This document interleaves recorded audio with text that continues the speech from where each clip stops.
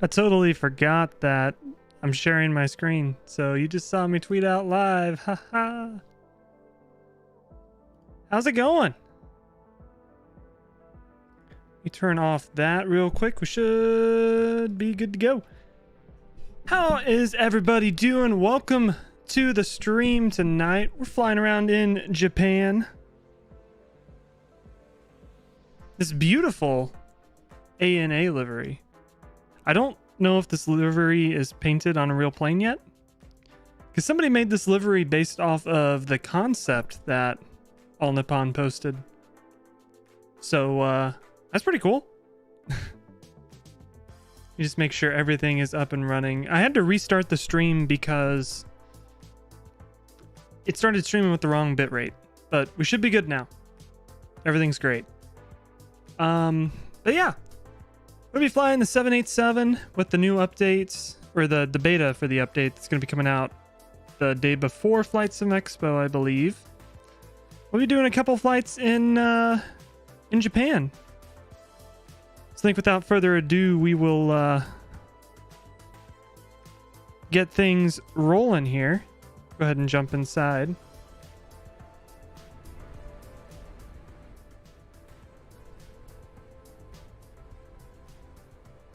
All right, so I haven't done anything setting up the plane except for turn on the power. So we'll still need to go through and turn everything on. Do that real quick.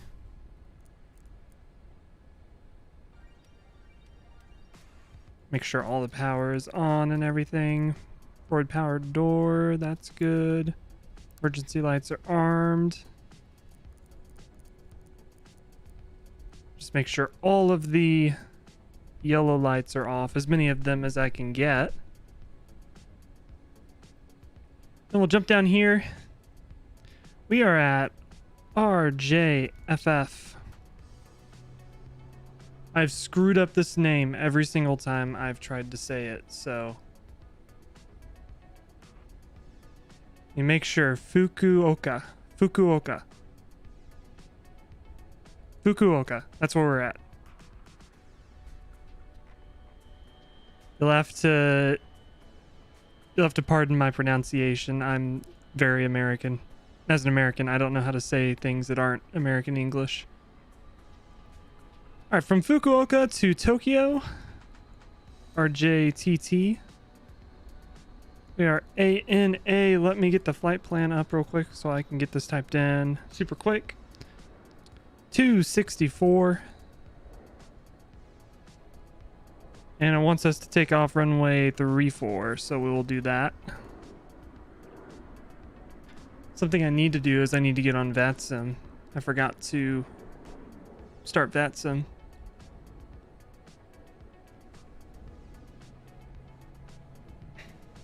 Alright, the time right now is 3:21, 3:25, file flight, that should be good.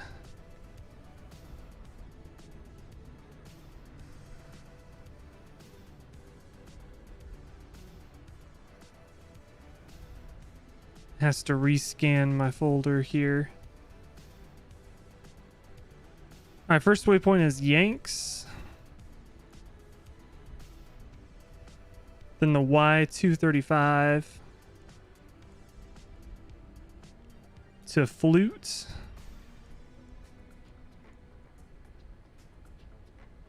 Then the Y23 to Arctic.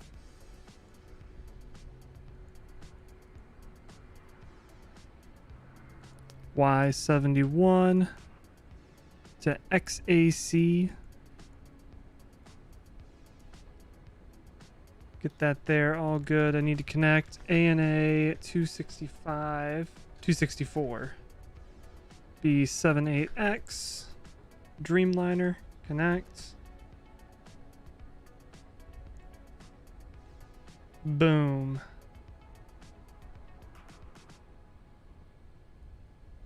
Hopefully everything's working good. If stream looks weird or anything, please say something.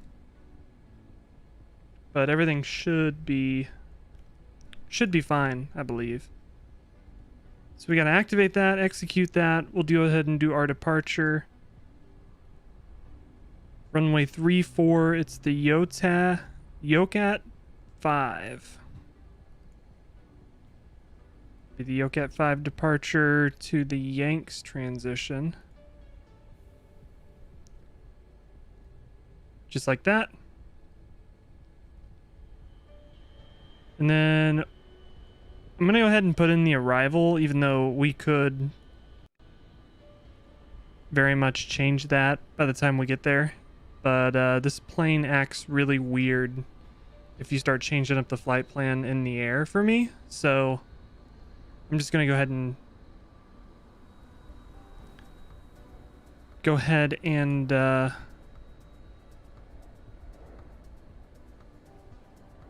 put it in the arrival now. I don't know why the sim is like shaking. Such a weird thing that it's doing. Okay, we'll go ahead and select our approach.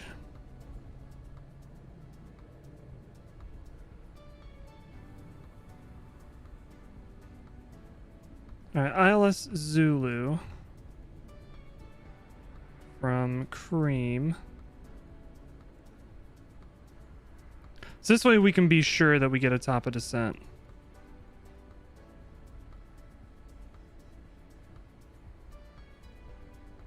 Zach to Charlie.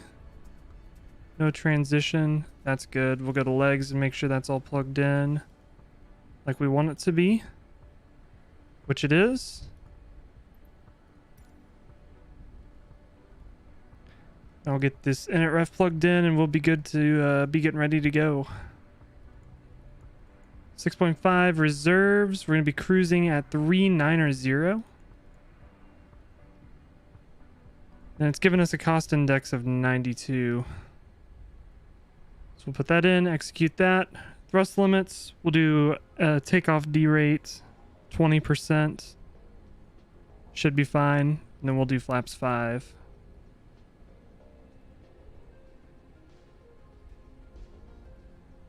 So get that all in there. 5.5 is our trim. I always go a little bit below the trim that it gives me because this airplane, I don't know if the trim's perfectly balanced yet or not. I don't think it is. All right, so we can put 152 in up here.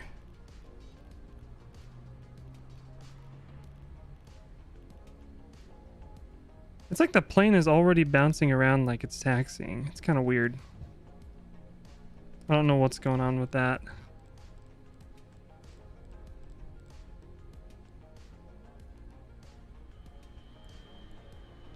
I'll do that. I'm going to get SimLink going. So I'm going to need it. So all that's plugged in just fine there. What we can do is we can come down here and we have a checklist that we can do. So the pre-flight, parking brake, flight control switches, or the fuel control, those are good. Before start, our passenger signs are on. We have our MCP set up, takeoff speeds are put in. CDU pre-flight's done, the trim is set, 5.25.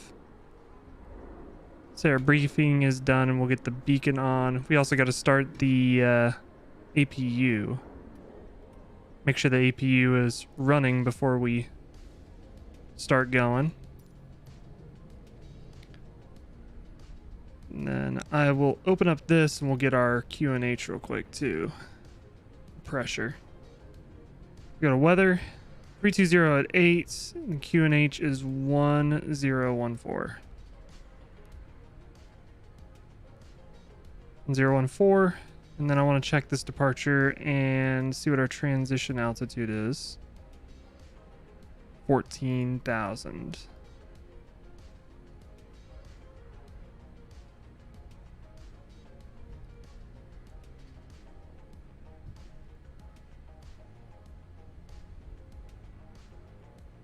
I believe it's in it, but we can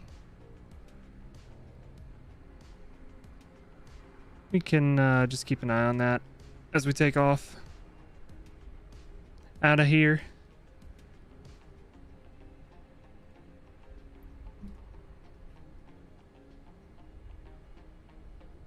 All right, so the APU gen's on, and And with that, we'll go ahead and jump in here and get the pushback started. Prepare for pushback. If we look at our ground chart where we're at, we're going to want nose to the right, tail to the left. So that's what we'll do.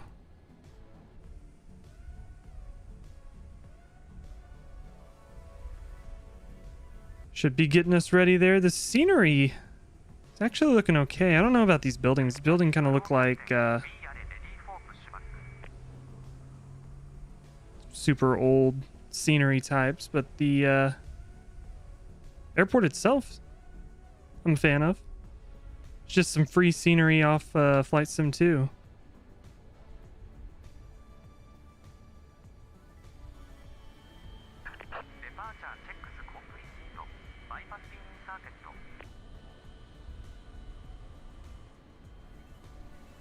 It says the door is open. I hope it shuts the door.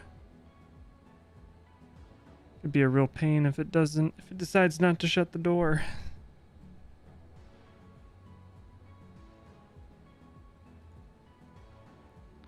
All right, Fly Live is connected.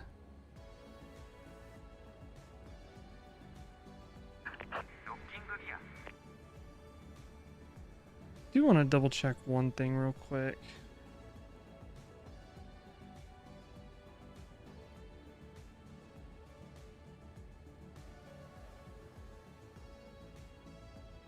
Sometimes this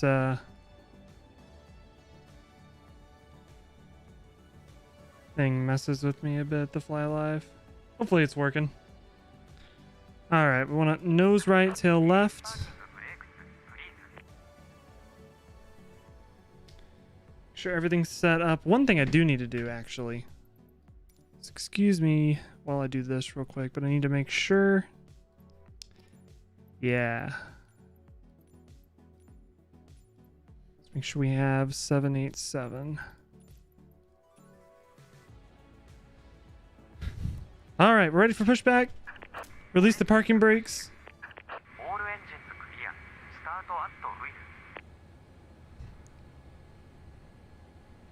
And we'll go ahead and get the right engine started. Turn the start switch, come down here, turn that switch on. We should have auto start here. That engine will start right up.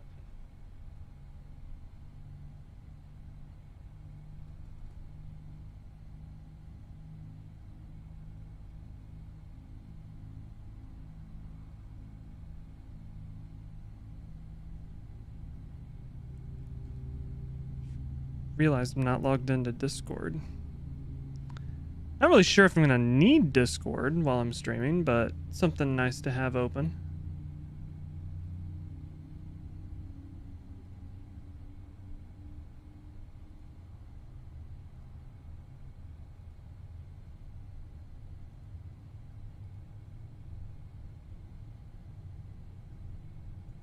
Sounds like that engine is up and running.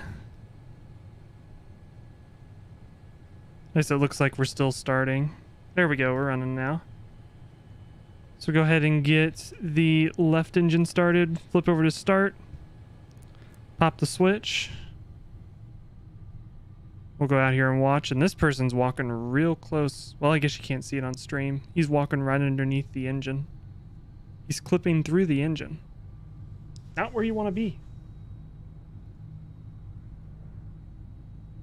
Not where I'd recommend being, anyway.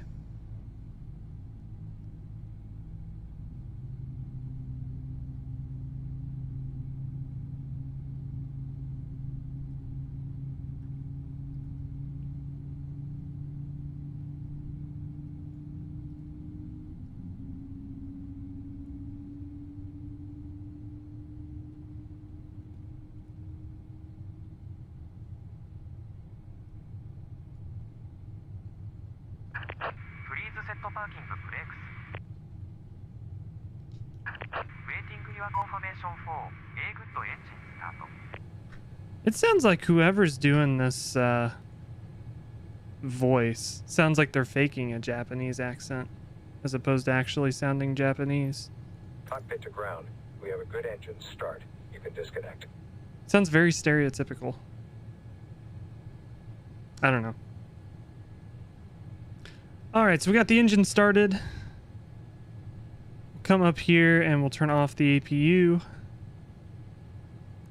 Make sure the recirc fans are on. I always forget that, and then you get an error about it later. We'll go flaps 5. There's 1, 5. Auto brake RTO. Our trim is set, so we don't need anti-ice. I don't know where the recall button is on this, but we'll just say it's checked. Auto brakes RTO, flight controls are good, ground equipment's clear, and the APU's off. And then before takeoff, our flaps are set, so we're good there.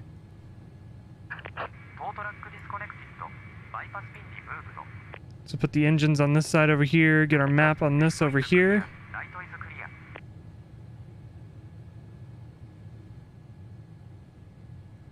Left is clear, right is clear.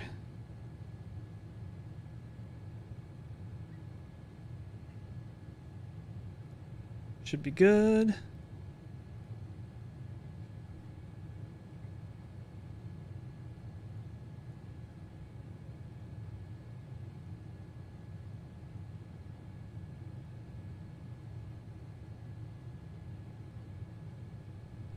All right. Sorry, just doing something real quick. I promise you we'll get going.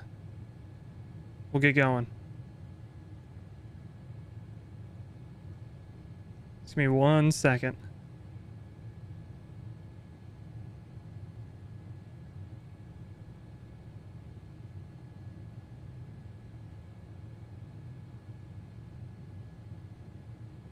Upload a file, do that, this, that, boom, boom, boom.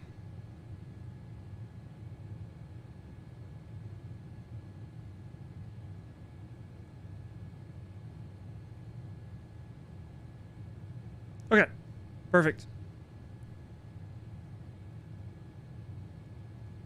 I believe I want...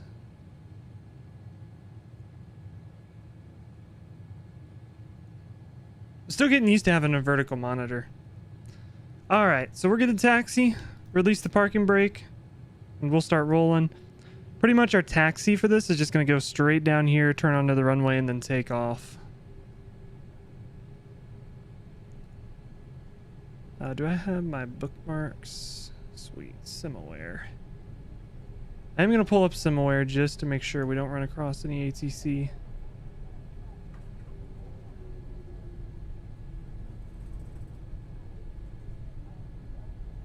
Looks like there's ATC at RJAA, but not where we're at. So we should be good.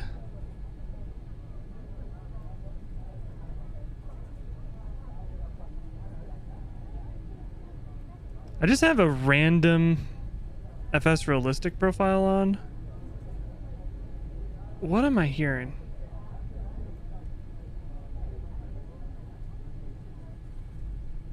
Okay, that can turn off. Engine vibrations, first person. Flaps lever is fine. G-forces, gear drag.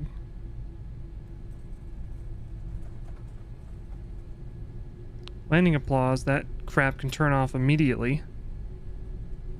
Chill wind, all that stuff is good. Stream never updated after you sent things broke. I don't know how that works on YouTube. On Twitch, it's the same link. I don't think that's the case on YouTube. I think it's a completely new stream. So I'm gonna have to go after the stream and delete the previous 2-minute stream that was broken. It's just kind of weird. But I guess if you're here now, tell your friends that this is where we're live, not the other link to the YouTube stream, I guess. Okay, I think this should be set up fine. Just kind of weird to have everybody, like, hear people talking in Flight Sim. That's weird.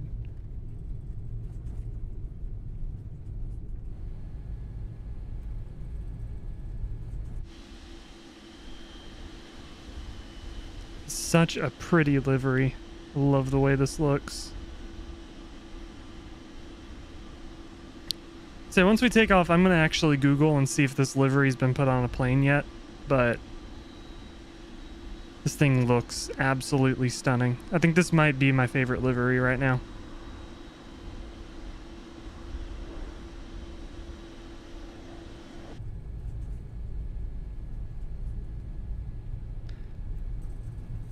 Those and the United liveries that... oh, I forget what they were called.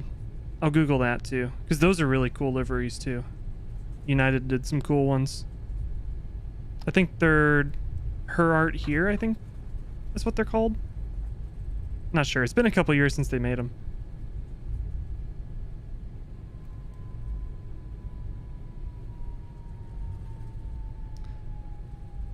Alright, so we'll make this turn here. And we should be good to take off out of here. I was looking at old Vatastic. Nobody is around us. So we should pretty much have free reign here. We'll get all the lights on. Everything's set up there.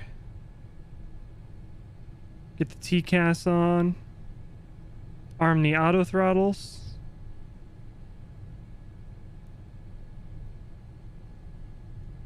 You are here? Heck yeah. We get it lined up. The throttle's about 40%.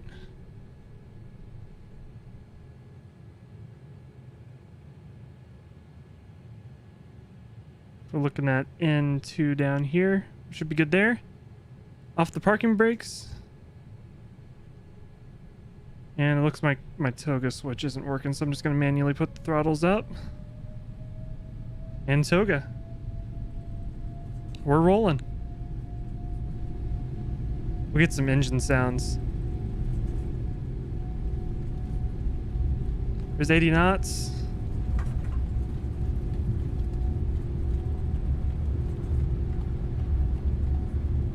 There's V1. And our rotate.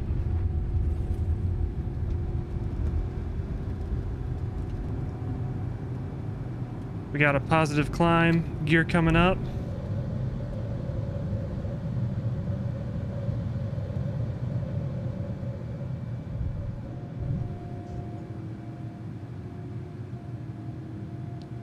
We'll work on accelerating here.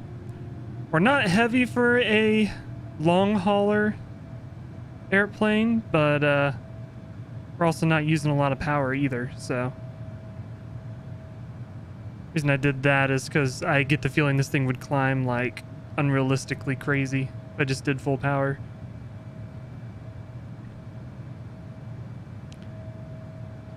Alright, we're above flaps 5, so we'll go to flaps 1. Keep accelerating.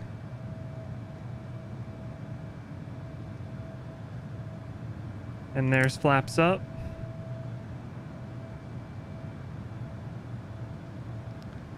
We got the right turn here.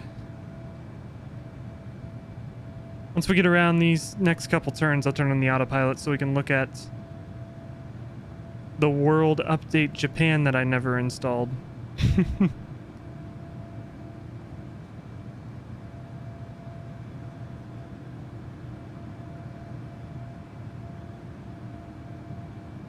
We'll get to hear the engines from the wing views. So I have a sound pack installed for this 787, and I think it sounds great.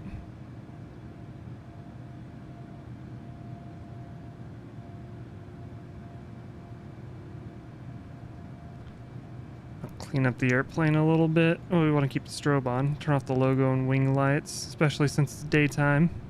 We're flying in real world time right now. Live time. It's middle of the day over in Japan. It's noon.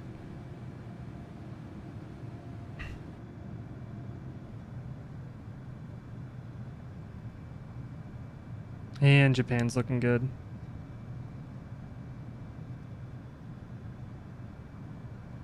There's the airport there where we just took off from. Still flying it by hand.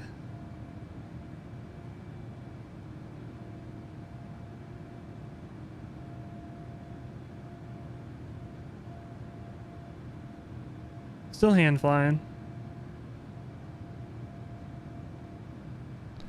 There's 10,000 feet. It's going to start accelerating now to 312 knots. We'll level out. I'm going to get the autopilot on. And we'll get the landing lights off. And we can come up here and bing the cabin. Let them know that we're letting them get up. Go do meal services and everything. Go feed the people.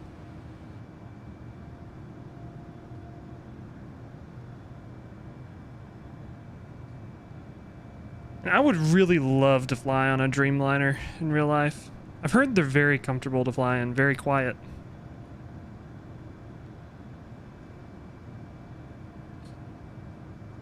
But I don't fly internationally, so never have. It'll probably be a long time before I can too.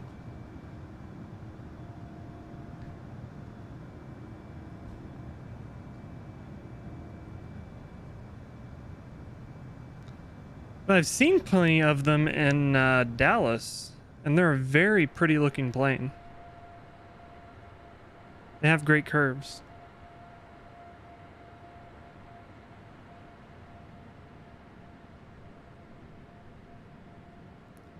Very cool looking plane.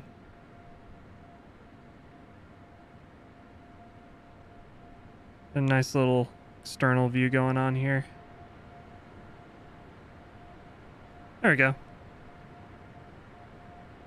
We will someday. Hope so.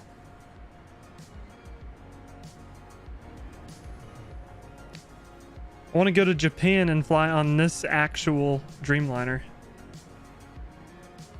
Great curves. This is a very pretty looking plane. I have no shame in saying that. Alright, what is this? The SAF Flight Initiative. What does this thing look like? IRL.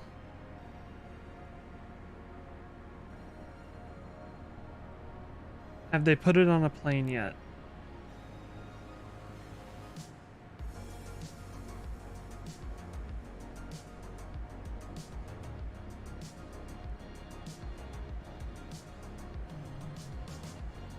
Looks like they put it on a 787-9. So it's the smaller version of this plane. Here's what the real one looks like.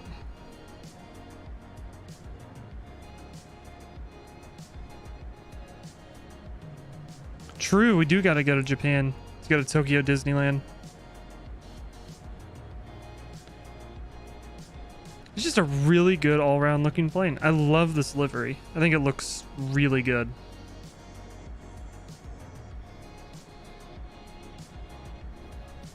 Especially compared to their regular livery.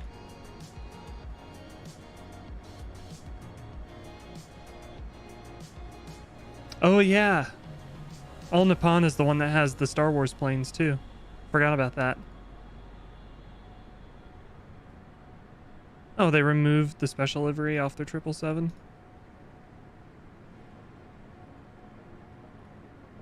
Yeah, they have the Star Wars planes.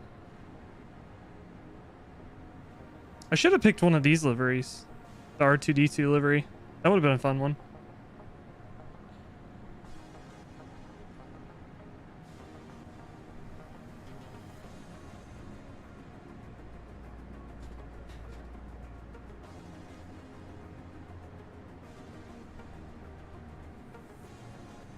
Yeah, this is the regular livery, and I think it looks terrible. But this livery and then their Star Wars planes look pretty good too. But I want to find the... I think it's called Her Art Here. The special liveries that United did. Because they look really good. I think they're some of the best looking ones in the US. Still getting used to this vertical monitor. Okay, United, Her Art. Yeah, that's what they're called.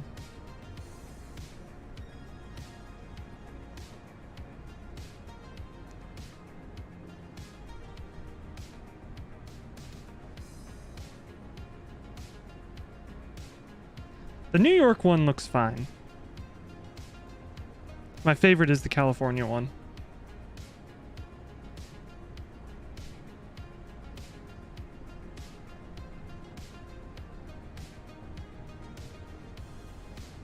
So this is the New York, New Jersey one.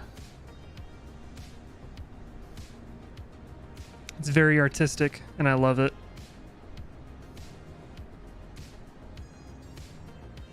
The California one, I think, looks better. It's a little more simple.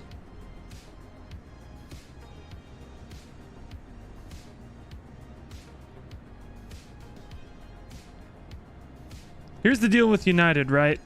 You might get dragged off the airplane if you decide to fly with them, but at least the plane will look good while you're being dragged off of it.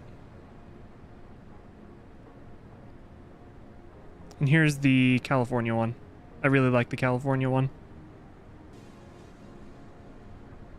Enhance.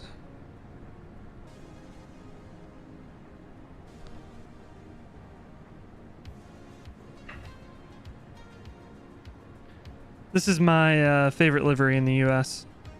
This United California livery. It makes me almost like California. Almost. Not quite there, though, yet.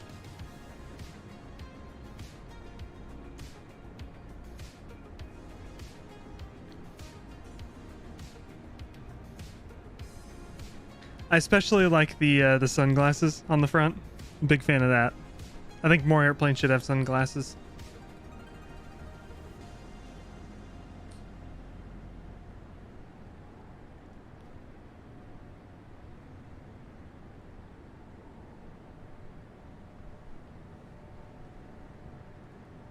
Hello? Can I move the camera?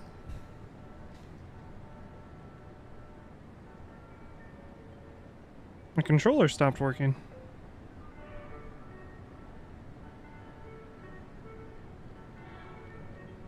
Oh, there we go.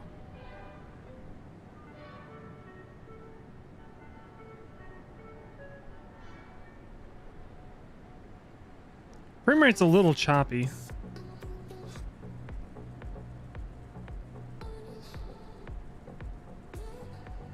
Frame rate's very choppy.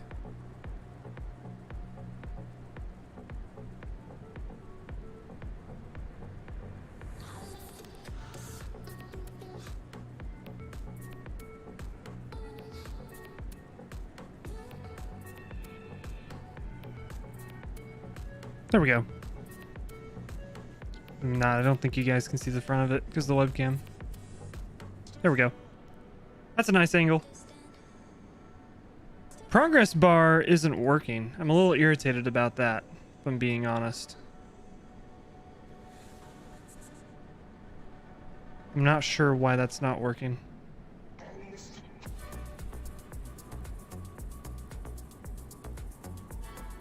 Looks like our ETA is 0440 Zulu. So I'll go ahead and get that plugged in.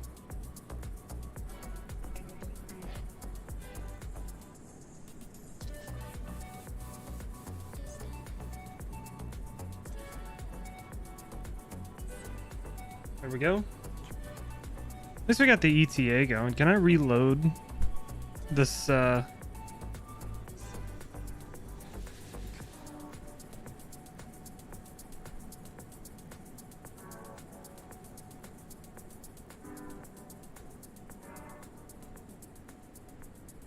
Hey, there it goes. Now it's working. You can see how close we are now. Sweet. So I posted a video today. Stayed up late trying to get it done. About the new... What the... Oh, okay. That's my rent withdrawal. About the new flight simulator.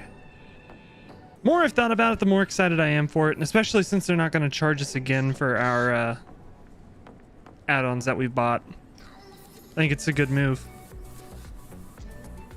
Because the point I've seen brought up is Sure, them making new simulators every couple of years is not a new thing, but they've never had an in-game marketplace where you could buy stuff in the game. It's like previously, before Microsoft Flight Simulator 2020, if you wanted to buy different planes, different add-ons, different airports, you had to go to an external third-party site to buy them, like Sim Market, the PMDG planes you got from PMDG's website. Sim Market I know is the big one. I think Aerosoft sells stuff too, but I've never bought anything from them. So in the past, you were reliant on whether the third parties wanted to charge you to upgrade to the newest sim. Luckily, thank goodness, Microsoft has decided that the vast majority of add-ons they will not be charging for to upgrade. Which also makes me think that that the new simulator is gonna be a lot of quality of life improvements. Hopefully the ground textures and the streaming of that will get improved. I really hope. Because sometimes, like right now, they look like poop.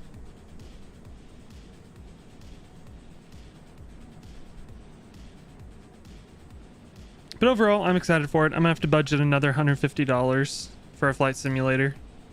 Buy the premium deluxe of it.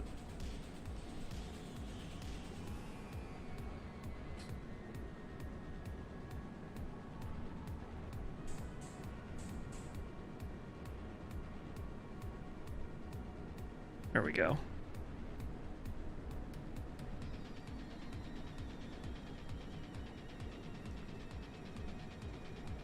You can take a look here at FS Elite and see if anything new's going on.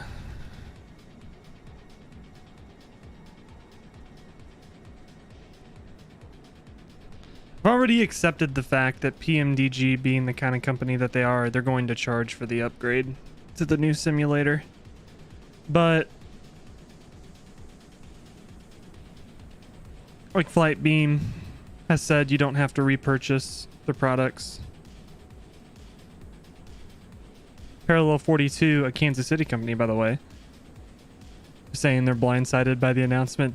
Apparently they didn't tell anybody that they're announcing a new simulator. But along with other things that they announced, they also announced a new Cyberpunk. I don't know if it's a brand new game per se. Looks like it's an expansion. But I'm very excited to try this out. A new spy thriller adventure for Cyberpunk 2077. Hell yeah. Very excited.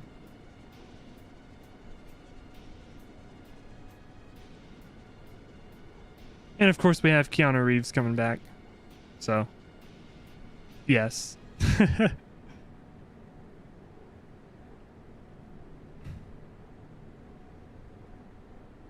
I am an adult.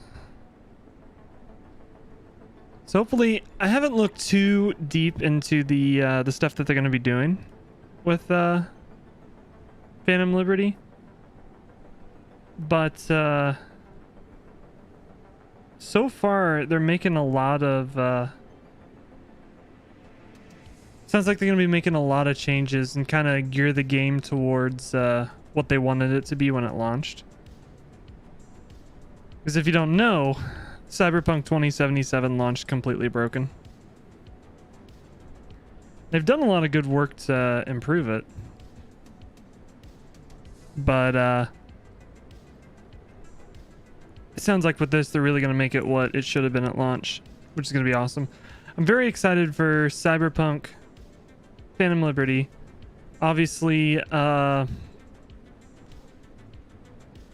new flight simulator, which is probably most pertinent to this channel on YouTube.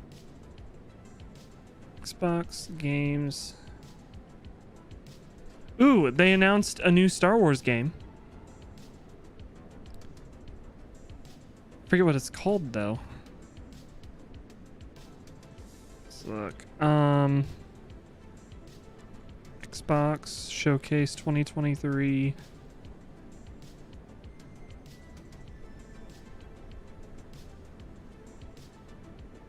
Star Wars Outlaws. The first apparently the first open world Star Wars game, which I'm very excited about. And then, of course, Starfield. Whew! Cannot wait for Starfield.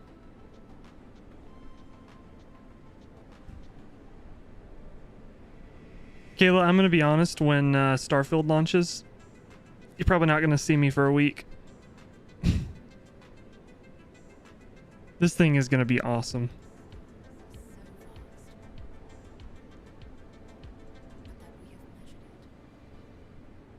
Open world space game by Bethesda?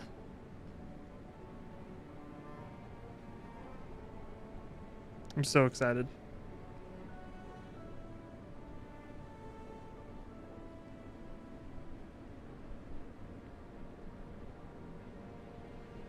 A week? Yeah, if not more. We're all here because we're committed to the biggest question of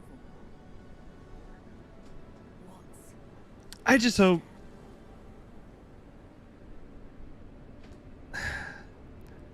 Realistically, I won't spend a week straight playing this, but I'll probably ask off a couple days when it comes out. I'll use my stupid amount of PTO for stupid reasons. We'll be living together. This game's coming out this year. September 6th. we do not fully understand all that is at work here. I just hope that this game will replace my yearly Skyrim addiction that comes on. These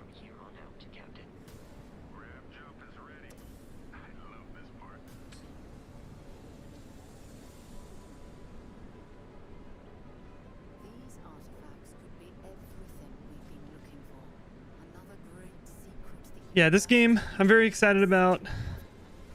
This is probably my number one. Number two is the new Cyberpunk expansion. Number three is the Star Wars game.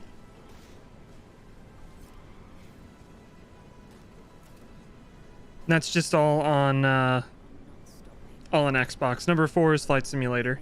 This road will change humanity. Yeah, like almost every year, I get the urge to play Skyrim again, so I'll install it. Throw like a crap ton of mods on it, and then I'll play it for like 2 weeks straight, and then I'll get bored of it and uninstall it. It's like a yearly thing for me. We belong. It's been a yearly thing for like 10 years.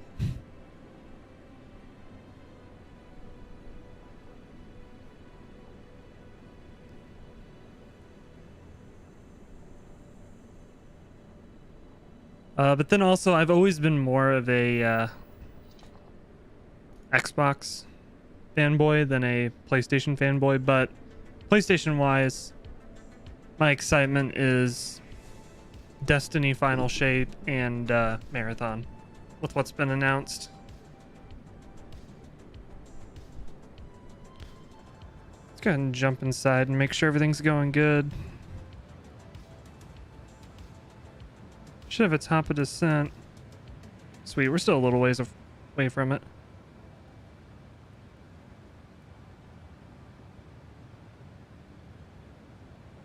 Sweet.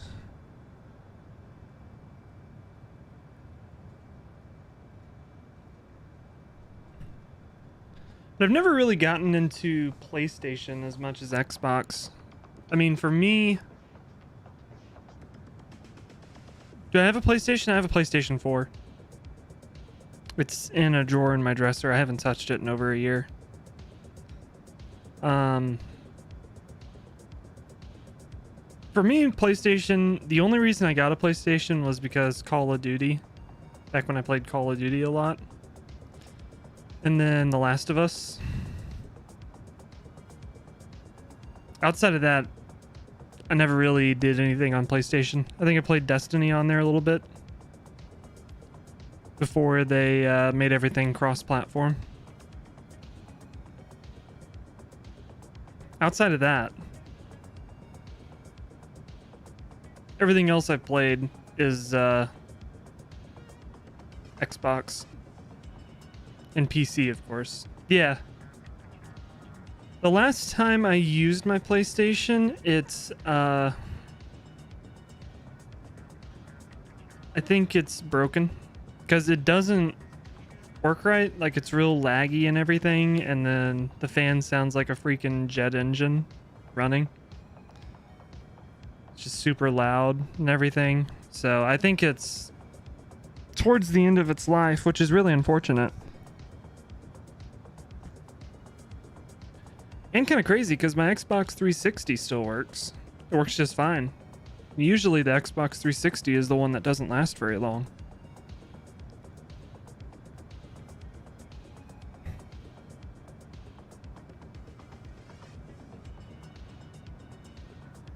Just wish they'd do an Xbox version. You can borrow my PlayStation if you want. I have Last of Us.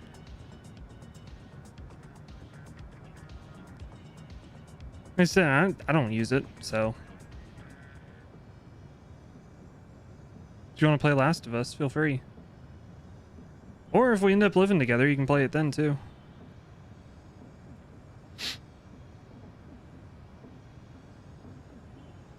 Just got rid of your 360. I'm really happy that a lot of 360 games you can play on Xbox One. It's really nice. When they originally announced the Xbox One, it was not backwards compatible, and a lot of people were pissed about it. Because that's the whole thing with the Xbox 360 too, is you can take most original Xbox games and pop them in there and play. Like, I think downstairs I have Halo 2. I can still play that on Xbox 360 if I want to.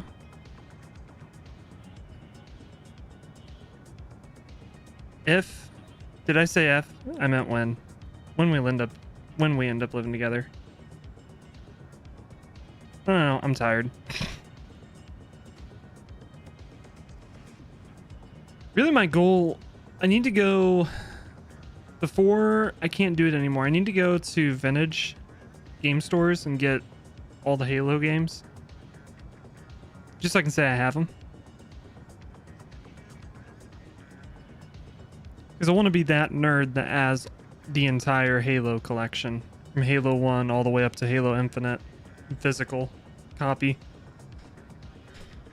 But obviously I'm going to wait to buy the disc of Halo Infinite for probably 5 or 10 years so that it goes way down in price, because I'm not paying anything for that game in its current state.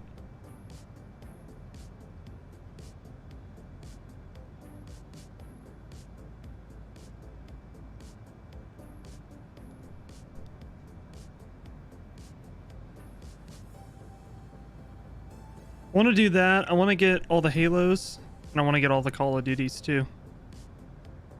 Up until like Black Ops 3. Just modern Call of Duty is not my thing.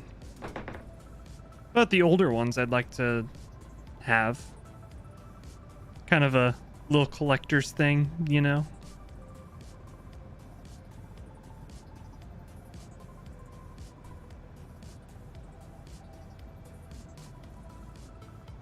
Trying to think what else. Ooh, I really need to get Star Wars Battlefront 2, the original Xbox version. Because as fun as it is to play on PC, it's so much funner to play on console. Let me see if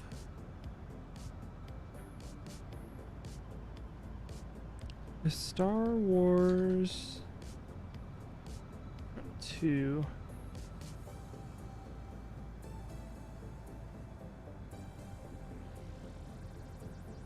Is it backwards compatible?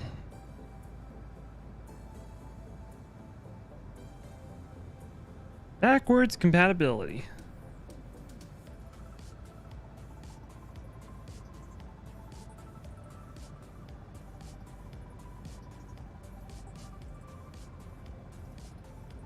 It's backwards compatible on the 360, but I want to know if it's backwards compatible on the Xbox One. I'd be surprised.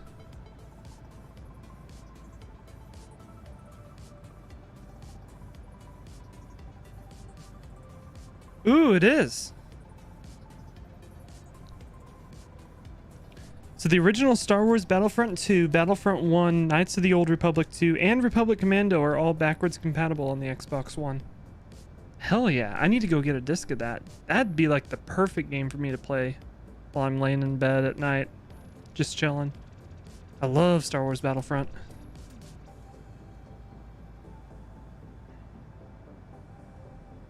Front to 2005 Xbox.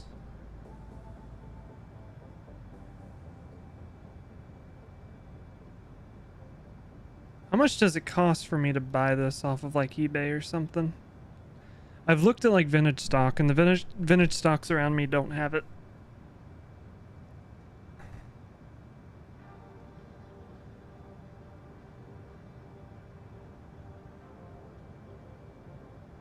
Just the only thing about buying it off of eBay is I'd be worried that the disc doesn't work.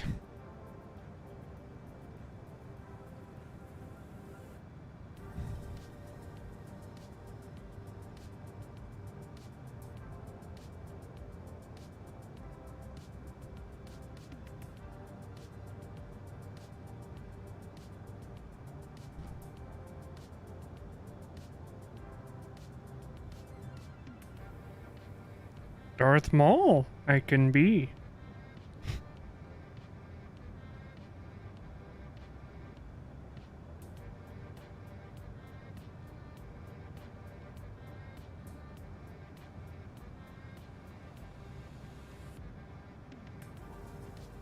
I have to try to find one at vintage stock probably. I might look around this weekend, try to find one.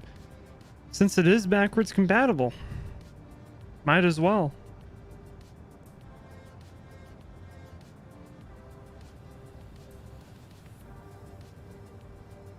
Be no reason not to.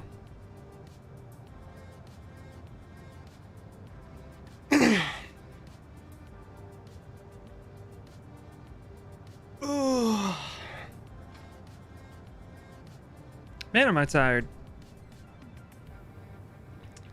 Be hitting the hay right after we get done with the stream.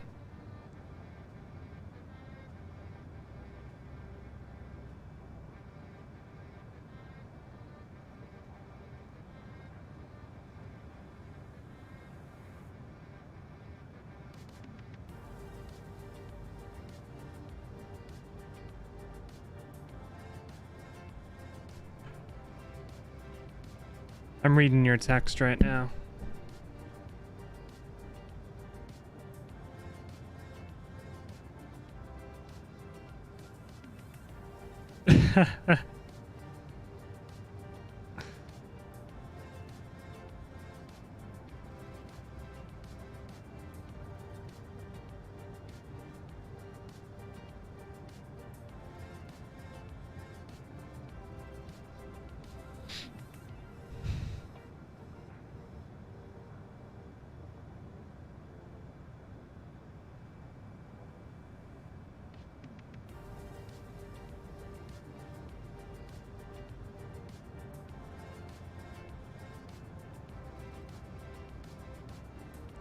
Still trying to plan Father's Day stuff. I hate last minute planning for this kind of stuff.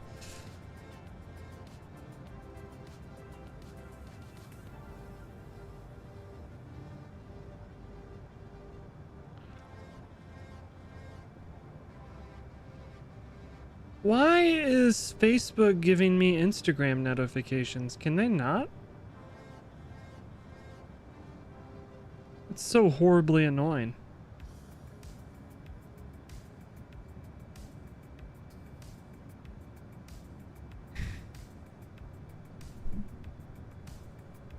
Should have seen the look on your face when you realized what she was doing.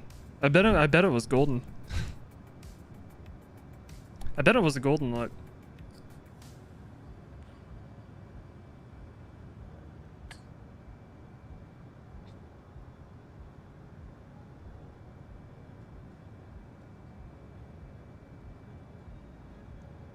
Stories? No, Instagram posts.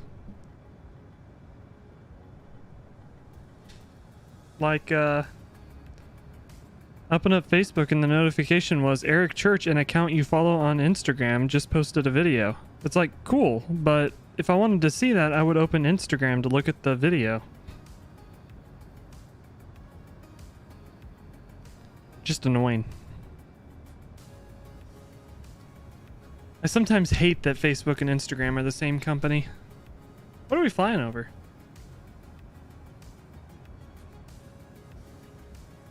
There's an airport down there. I don't know what it is.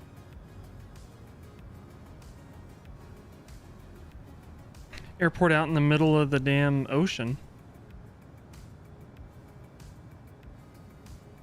Take a look and see what it is. I'm not sure what that is. RJBE. It's Osaka.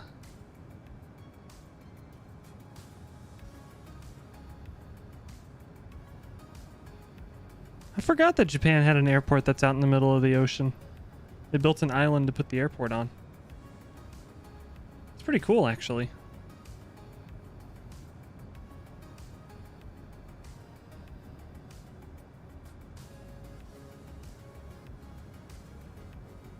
Kansai International Airport. There's nowhere to put it on land? Well, shit, we'll just build an island to put it on.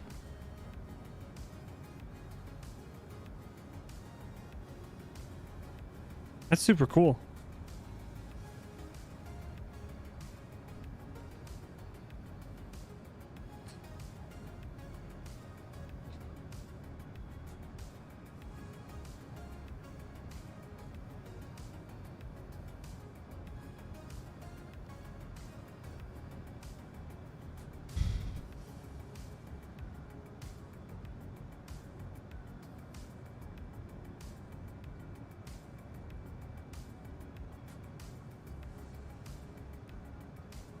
Only handles domestic flights.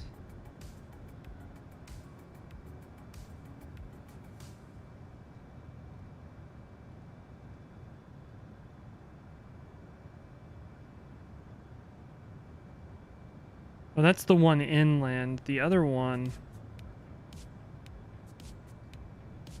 is Kansai International. Ah, there we go. Can I fly there from the US? Let's see. All Nippon does not go to America. Does Japan Airlines? No. I don't see any US operators.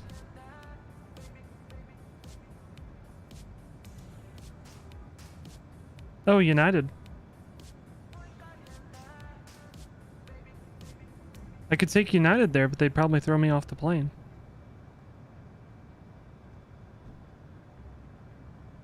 Could stow away in a UPS flight or a FedEx flight.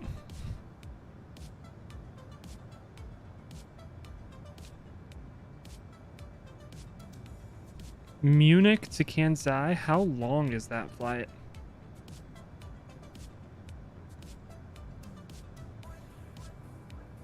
With Lufthansa.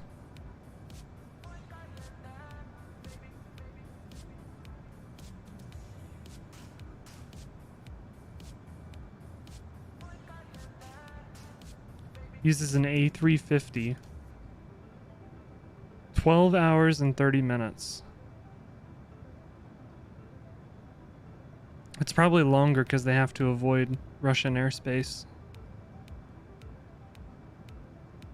So I bet you usually this flight would go over Russia.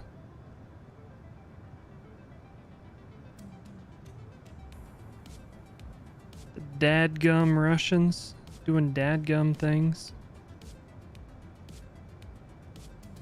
I read an article about how much Russia being stupid messes up the flights from Europe to like China, Japan, the whole Asia region. It was really interesting. There were some airlines considering stopping all their flights to Eastern Asia because of it, because it's so much more expensive to fly because you have to go around Russia.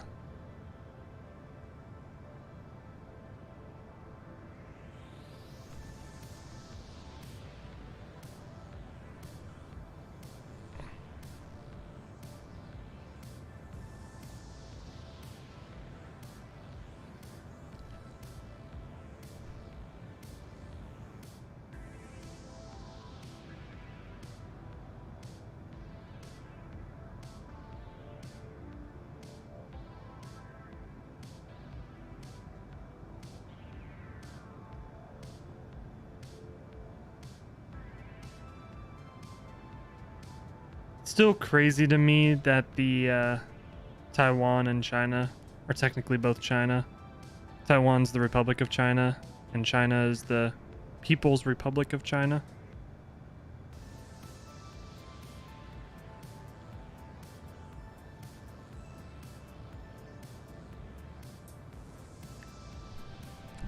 It's crazy to me every time I see that.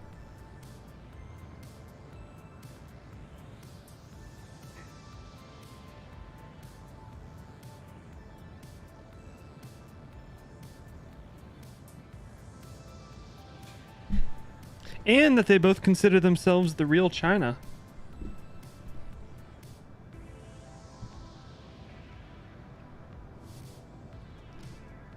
I guess the same could be said about North and South Korea, though. Like, North Korea is the Democratic People's Republic of Korea. As much of a ironic name as that is. And South Korea is the Republic of Korea.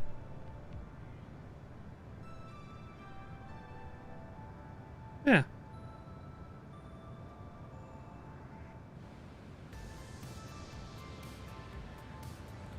Forgot to go to transition altitude.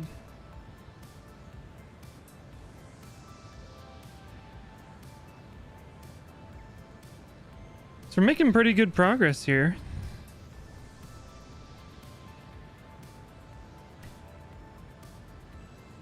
These flights aren't too terribly long, despite using a long hauler airplane. The second flight's even shorter than this flight.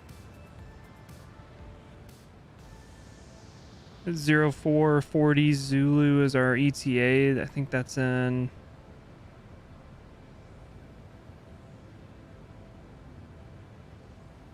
just about 20 minutes or so. So these aren't too long of flights. I'll have to restart the flight simulator in between flights, though, just to make sure this plane works correctly. So we will get to do the replay. I finally figured out how to work the replay in MSFS. So we'll be able to get like a wing view replay of the landing.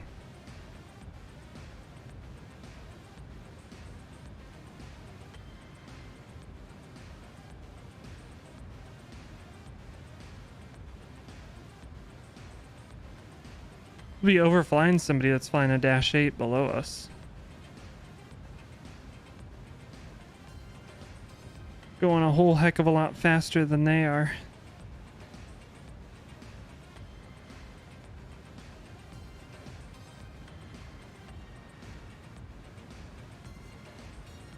There's ATC on in China, apparently.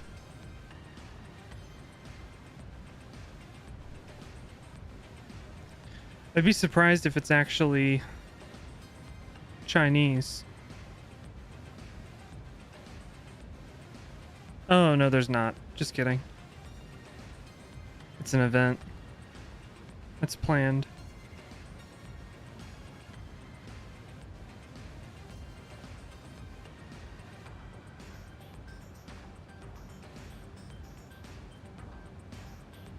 Somebody's flying to Kai-Tak.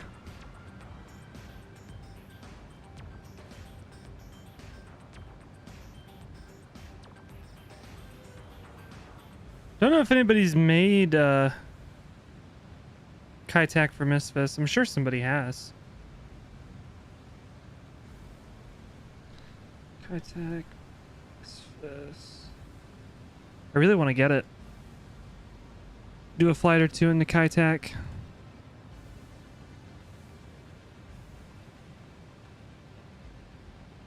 The airport they had to shut down because it's too dangerous to fly into.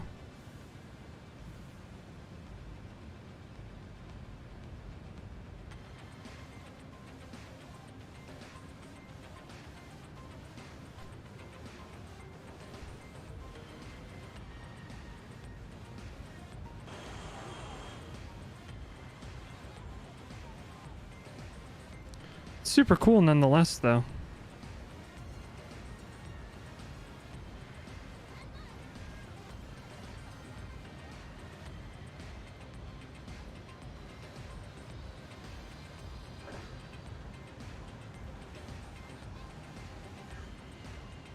The airport in the middle of the city.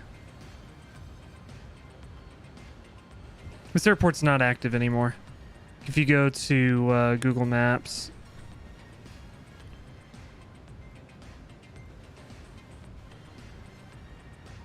actually look at Google Maps.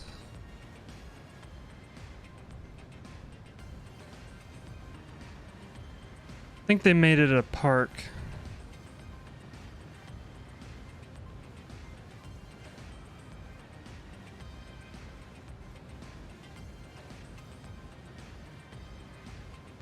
Looks like there's a hospital, cruise terminal here.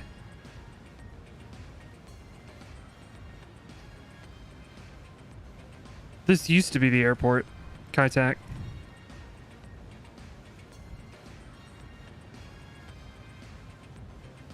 Oh, they got an airplane down there.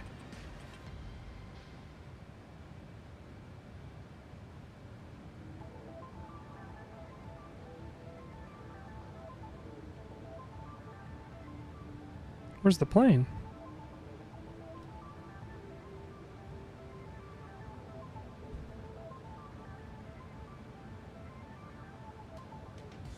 Ooh, this is a pretty cool view.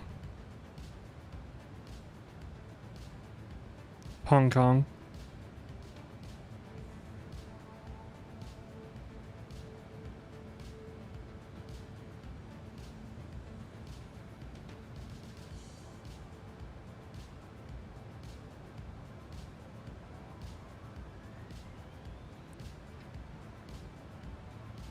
I would have loved to have visited Hong Kong before China decided to crush any resistance of people that didn't want to be a part of China.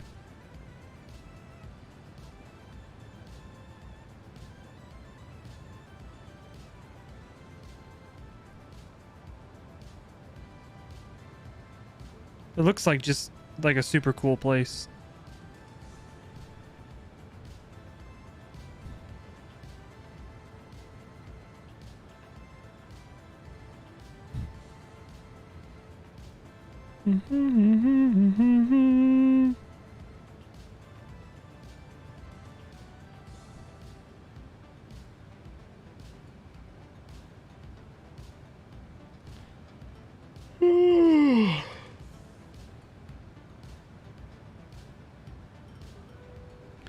I haven't drank any caffeine today.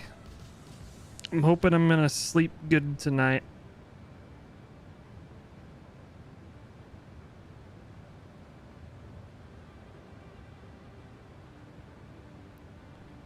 Somehow got through the day without drinking any caffeine.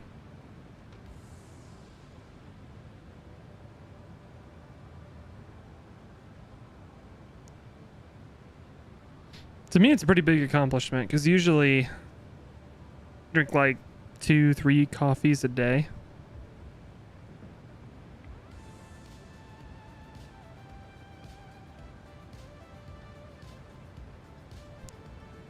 Getting fairly close to our top of descent.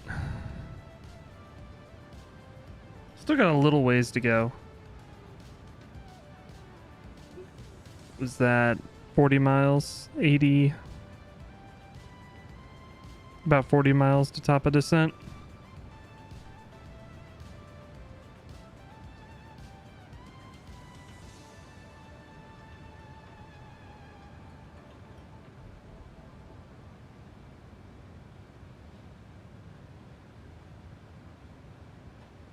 Trying to think what I want to do for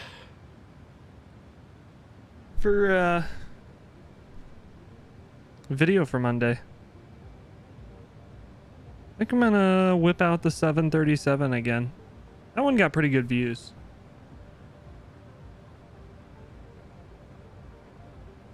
I'm surprised my EasyJet video didn't do well. Usually the Europeans are all over Flight Sim.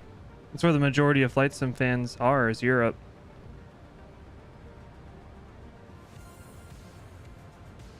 I might whip out the 737 and do either Florida or California, SoCal. a like LA to LI to Seattle or something. I don't know.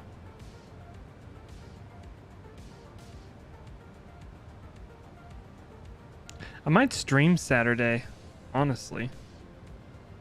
No, maybe not, because I need to get stuff set up for Tuesday, because Tuesday, Rolla and I are going to stream the new Halo season.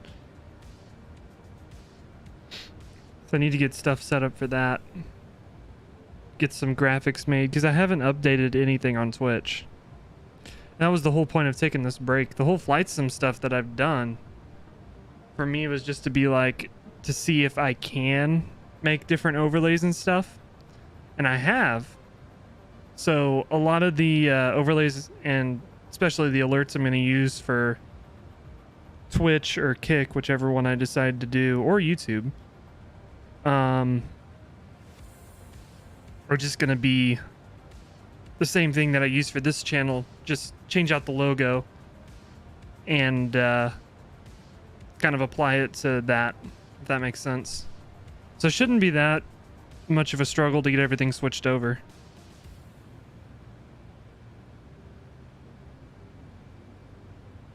But still be a little bit of a hassle. So I'll have to do more stuff in After Effects, which still trying to figure out how the hell to use After Effects. I'm not that good at it yet.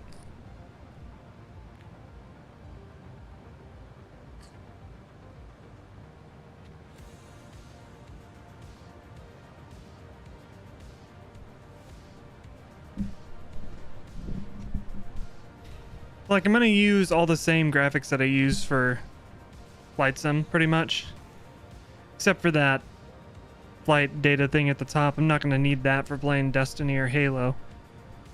But, like, colors-wise, it's gonna be just the straight green instead of the gradient that I use. The gradient is a random gradient I found online, and I'm like, yeah, it looks kind of good. So I just started using it.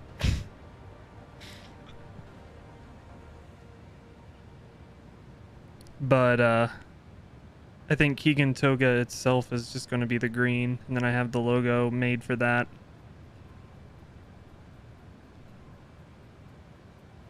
I paid good money for that logo, so I might as well use it, dang it. Gonna go ahead and set our altitude lower for the arrival. Start at like 3,000. I wonder if I can get charts up.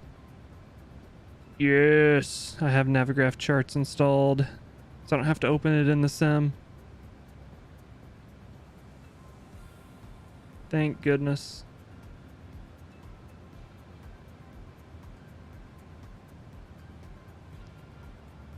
Alright, so we're already taking the ILS Zulu from Cream, so I can go ahead and put that in. Get this set up here. Transition level is going to be flight level 140. We have a bunch of different restrictions and everything on the arrival. I guess I can drag this over here so you guys can see too. We have a bunch of restrictions on the arrival. We're coming from here. We're going to be doing this arrival out over this way and coming back around and landing this direction. So the things we got to worry about: Civic at 210 knots, 7,000. We'll be at 7,000 as we're looping around here. Then we'll pick up the ILS, runway 34 right, from Cream. So the intercept for this is going to be 4,000.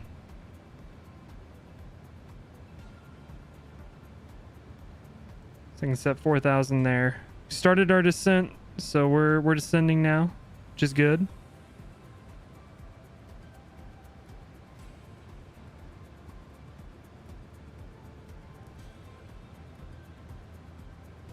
Is that Mount Fuji?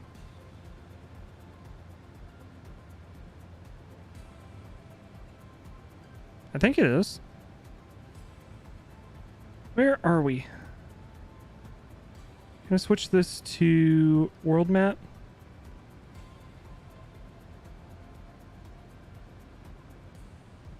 That's not helping.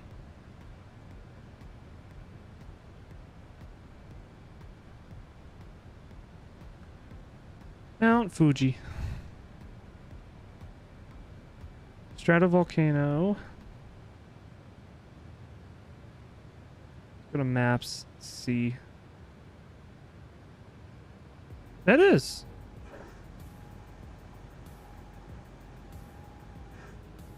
Sweet. It's kind of cool. But like I was saying earlier, I hope in the next flight simulator they improve the textures because it looks kind of blurry. The stuff directly below us looks pretty good. But Mount Fuji over there looks kind of blurry. Anywho, what was I doing? Looking at charts things. Wait, airport elevation should be automatic that it sets that. We'll go ahead and set our minimums. The minimums are going to be 220 feet. So go ahead and set that for the baro minimums.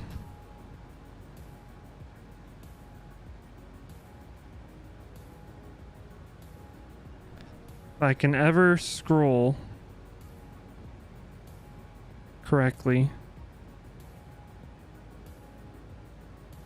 There we go. 220 feet is set. Oh, that's what I was doing. I was making sure we had the 210 at 7,000 at Civic, which we do. So we're good. And then Epson should be the same. 7,000, 7,000, all over the place here.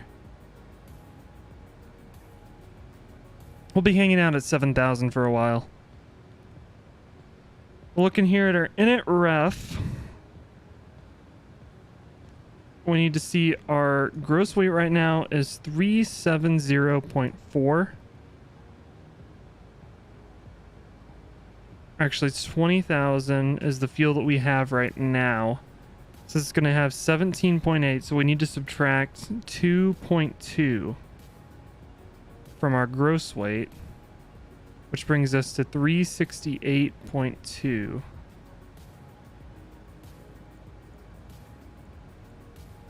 For our landing gross weight, pop that in there and we'll land with flaps 30. Should give us a VREF of 140, so our V approach will be about 145. Should be good.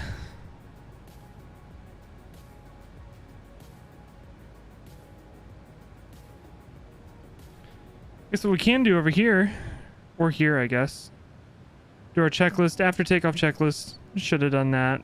Our descent checklist, recall. I don't know where the recall. Oh, there it is. Recall's good. Saying wing anti-ice off. We don't have any clouds. I guess we can turn the wing anti-ice on. It's not going to hurt anything. Oh, it's not on auto. It needs to be on auto. I learned something today. Okay. Recall's checked. Auto brake. We're going to go ahead and do auto brake 2. I think we have a decently long runway, but yeah, 11,000 foot runway, but I don't see the point in using the entire runway if we don't have to, especially since we're lighter.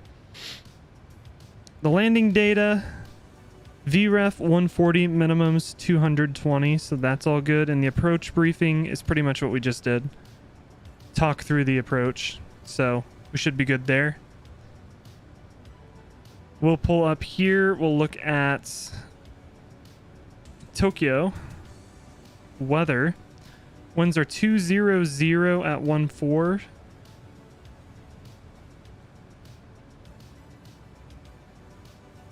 We're gonna have a little bit of a tailwind, but I'm scared to change what I already have plugged into the FMC. So I'm worried it'll delete our vertical profile.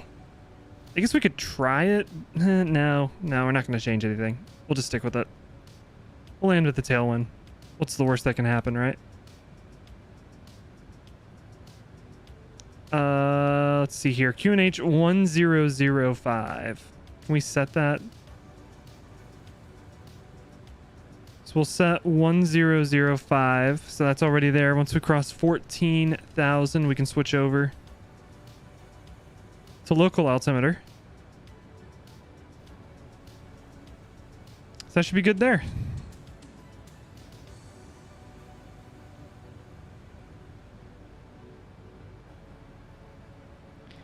Looks like we need to slow down a decent click, so we'll go ahead and get the speed brakes coming out.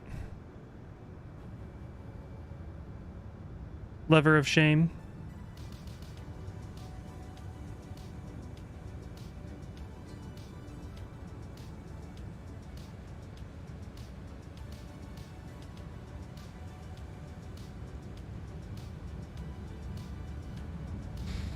I think actually I should have planned this a little bit better. Actually, we still have a decent amount of time before we need to be at 210 knots. I think we should be okay. So we get the Civic up here, we need to be at 210. So we can just keep slowing down. Forgot to turn on the weather radar. That would have been helpful. And so would traffic. I always just see these things right when I get to the end of the flight. I'm like, oh, I should have turned that on. The good thing is I won't forget next flight.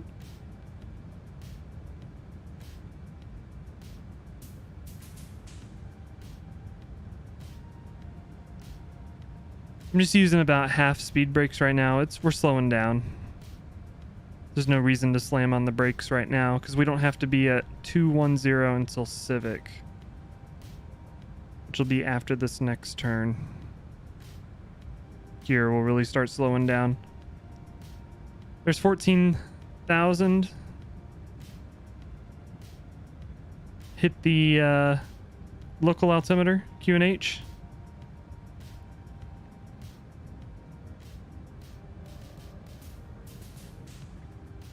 We're pretty much set up for the landing.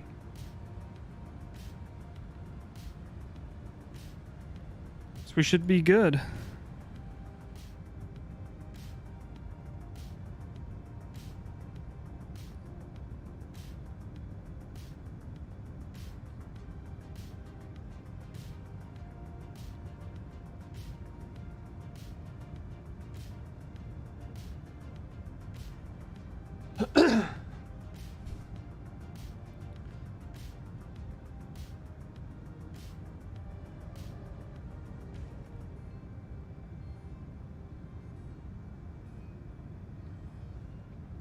You might be thinking to yourself, you just said you haven't drinking any caffeine today, but you're drinking soda.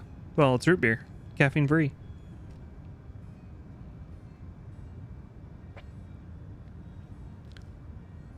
I'd actually really like to cut out a lot of caffeine, because I feel like that's the root of a lot of my sleep problems. Staying up so late and then feeling very drastically tired when I do wake up, because I don't think I'm sleeping very well. So I think that's probably the cause of that, if I had to take a guess.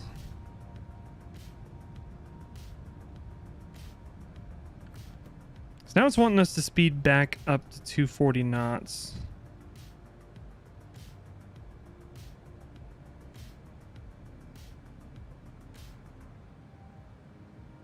I'm not complaining about that. I'll just go ahead and let it do it.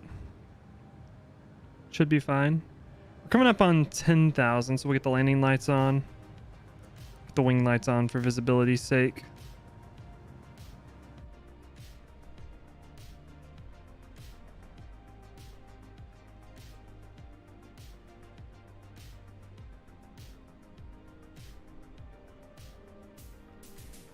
In the Dreamliner.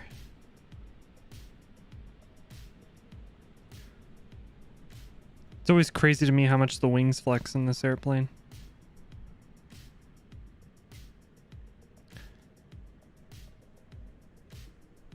It's another reason people say it's a real nice plane to fly in. The wings flex so much that a lot of the turbulence is absorbed in the wings.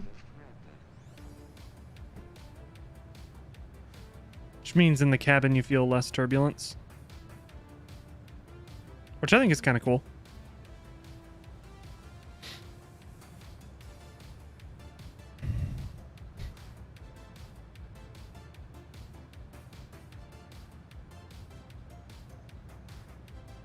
In case you're wondering why I keep looking over here, I have the stream up on my iPad, so I can just make sure it looks good.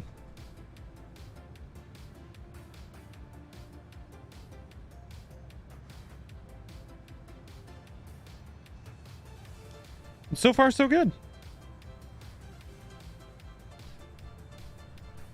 And of course, like I always said, if there's any issues or anything, please tell me.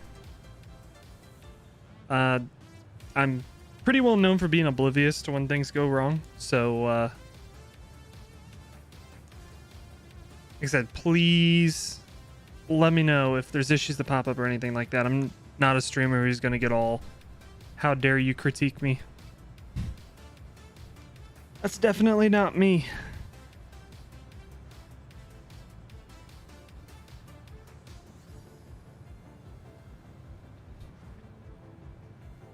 I think that's one thing I need to work on with my videos that I'm making, is encourage people to comment stuff right at the beginning of the video. Because the full flight videos, they don't have a lot of watch time, which is fine. That's just the nature of the beast. But at the end, I'm like, drop a comment below with blah, blah, blah, whatever, but people won't see that. So I think I need to start saying that at the beginning. To try to get feedback on what everybody wants to see differently. Not the kind of feedback of like, your channel sucks, stop making videos, but just like quality of life things. I'm all about improving. As I learn more about editing and trying to make the videos flow better, I think what I put out will really improve. Like the video I posted today, last night I had to make so many edits to the audio I recorded because it's been so long since I've just like sat in front of a microphone and just talked about something. But like streaming's different because I'm just saying whatever the heck I want. It's like there's a lower bar of quality. It's also just a different beast. But like sitting there recording my voice for a video, I hadn't done that in a long time. Let's go ahead and go flaps 1. So we're getting below our up bug there. I had to make so many cuts and edits and things like that because I kept like losing my train of thought or tripping over my words and stuff like that.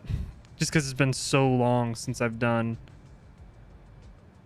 talking head type videos. Even though it's not a talking head video. It's been so long since I've done a video where I'm just talking about something. It took forever to chop up audio. I think next time I'm gonna make bullet points.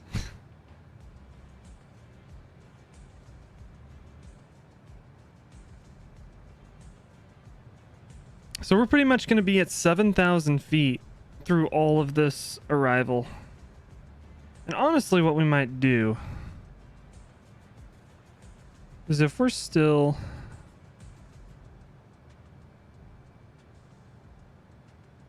Cream, we need to be at 4,000. We might go direct cream, honestly.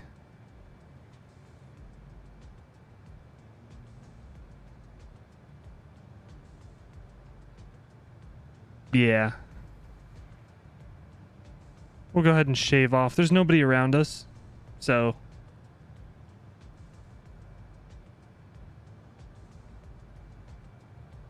Yeah, this guy's going to RJAA Narita. We're not going to Narita. So... We're the only flight going into this airport. On VATSIM right now. And after we land here, we got another flight after this. We're going to take off out of here and go to Osaka.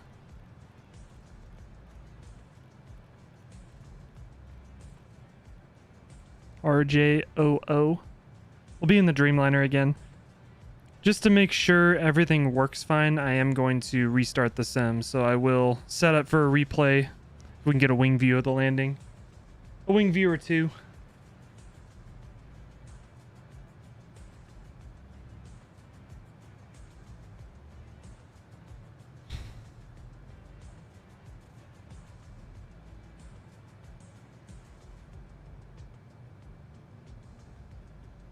Nope, we're just about 30 miles out.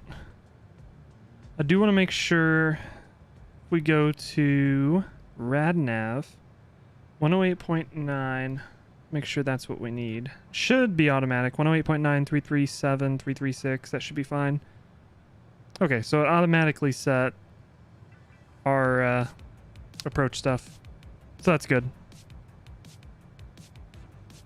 That's what it's supposed to do. But it doesn't hurt to double check.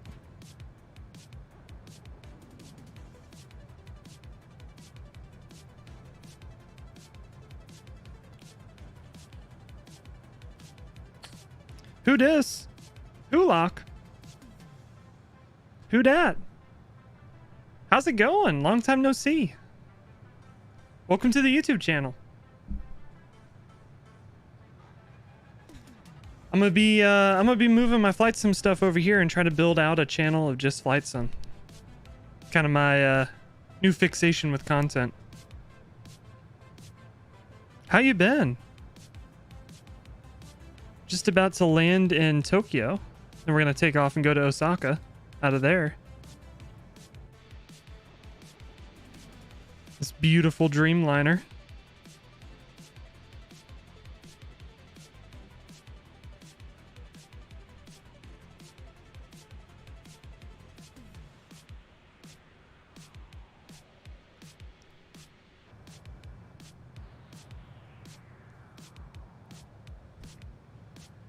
This is the default Dreamliner, by the way. I signed up for the Avionics update beta.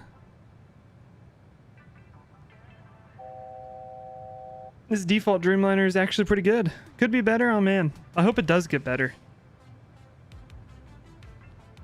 I'm hoping all the best for you, man. I'm doing pretty good. Kind of... Man. It's been so long since we talked.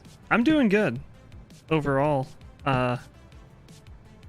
Be saving up starting this paycheck actually to move out, which is going to be fun. I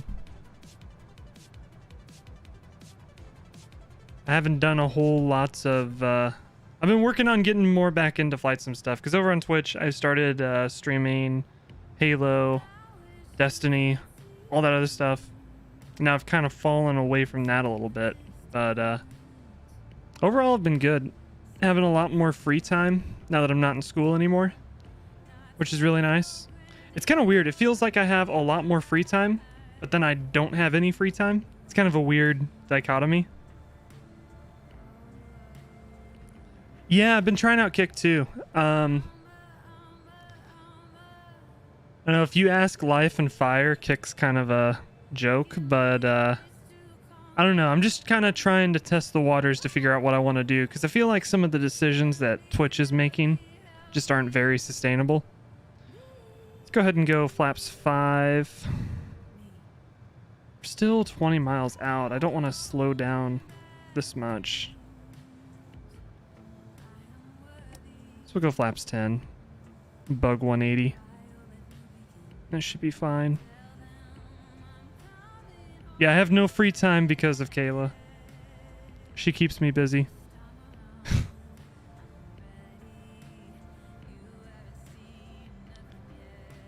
Kayla, this is Hulok. Hulok, this is Kayla. Hulok is one of my good friends in Flight Sim.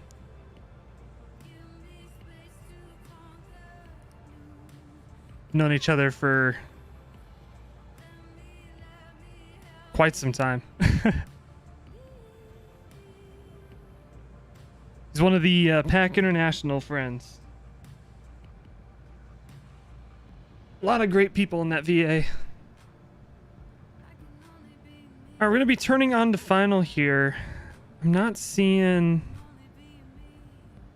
the approach stuff come up. Kick needs to be a good platform and the streamers will come. Yeah, I feel like a lot of people are just sucked into the... Yeah, Hulock's the one that gets thrown out of the plane a lot on Twitch. I still have that channel point, throw Hulock out of the plane. I have not gotten rid of it. It looks like the localizer's showing up now. Yeah, with Kick, a lot of people are fixated on just how much the sub split is for like subs. It's 95.5. So you as a streamer gets 95%. Guess I can hit localizer. I can't hit the glide yet, which is kind of weird. So we're only about 18 miles out.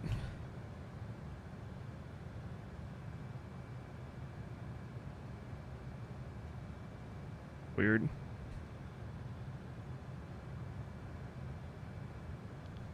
I guess we're still at 4,000 at Cacao. I think that is.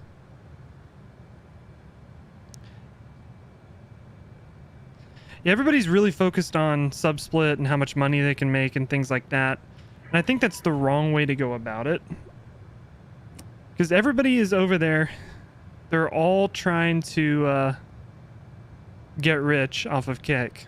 And it's kind of creating an environment where everything is just like sub for sub, follow for follow.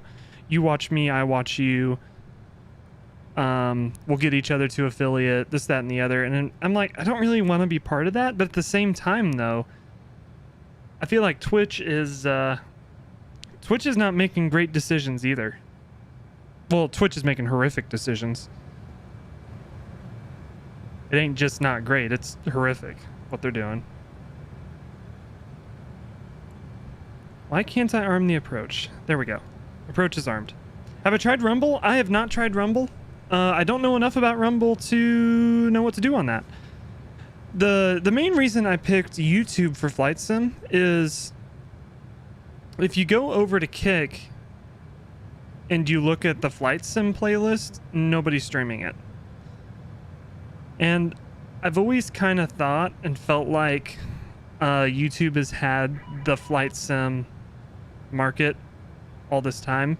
Not to say Twitch is like has a terrible flight sim market. That's not the case at all. I just feel like there's more viewers on YouTube. But that's why I haven't touched flight sim with Kick, is because nobody would watch it. But I don't know enough about Rumble to give it a try. I've heard that they're pretty open, but I don't know like what their streaming platform's like, because from what I understand, they're trying to be a YouTube competitor. So if they're trying to be a YouTube competitor, what I would take from that is that they're going to be more focused on the video side of things than the streaming side of things. But then again, I don't know. All right, altimeters are set. The landing checklist, speed brake is armed. Landing gear will be down when we hit 2,500, and we'll lead landing with flaps 30. I realize that's not the way you're supposed to do that checklist, but I'm going to take control of the plane, so I don't want to be trying to do the checklist while I'm flying. Ooh, and I do need to get replay set up. 2,500. Start recording. Sweet. 2,500 feet. Get the landing gear down.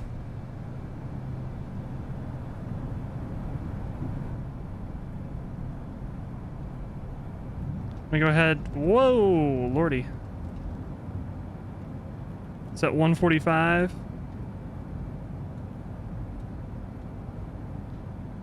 There, that should be good. I'm getting a little bit low, so we'll bring that in. Start bringing more flaps in. 17, 18.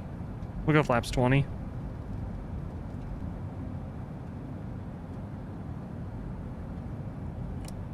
And then we'll go flaps 30. Getting down to our VREF.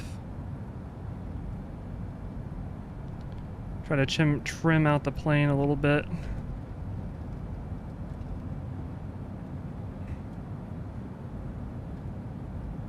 I've done too much Airbus flying with this Honeycomb throttle. Still getting used to figuring out where in the throttles, what the where they should be at to hold a certain amount of power. I'm getting high though.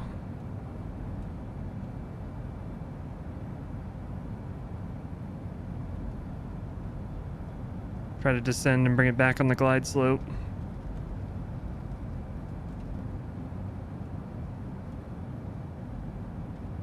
Bring some power in. 1,000. There we go. It's about where we want to be.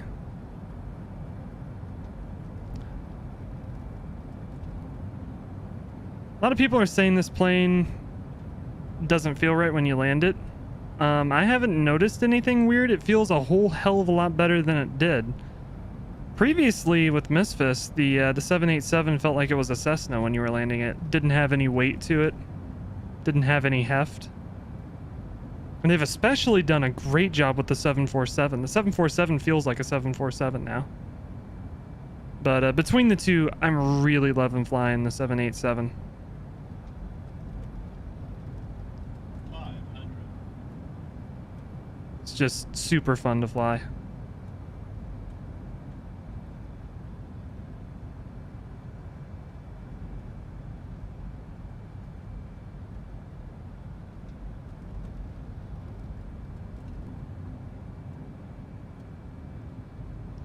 There's our minimums. We'll continue.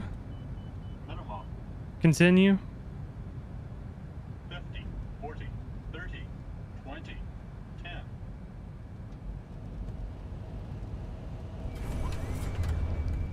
I'm gonna have to mess with FS Realistic on that touchdown.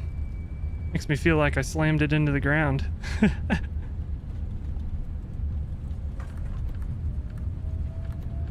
Oh, reversers aren't working. Alright, slam on the brakes.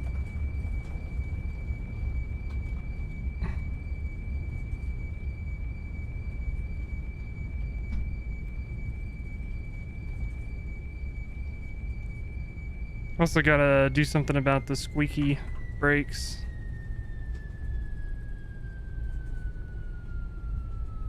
Rip! Into the grass. Hell yeah. Exactly what I wanted to do.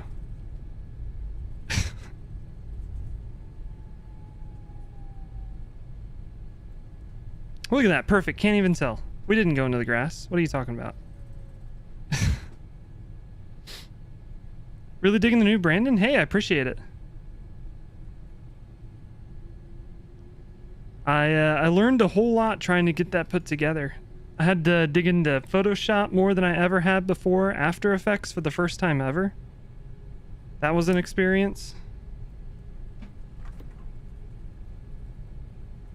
So I'm not going to turn off any of the lights or anything or taxiing into the gate, because for the replay I got to put the flaps back down, got to make sure I don't turn the plane off, everything like that, to make sure everything works good.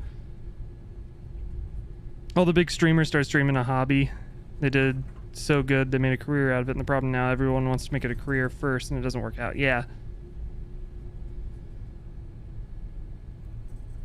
you can definitely tell the difference between a streamer that's trying to make it a job versus somebody who's enjoying what they're doing. That's what your brakes sounded like. They did, although they had more of a grind to them.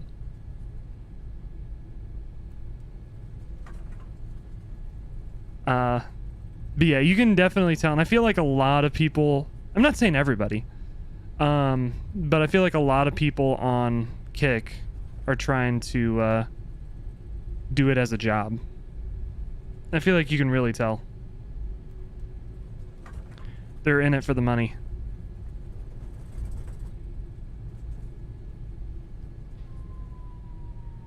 Alright, so there is somebody here at Tokyo. I think we're gonna go park next to them.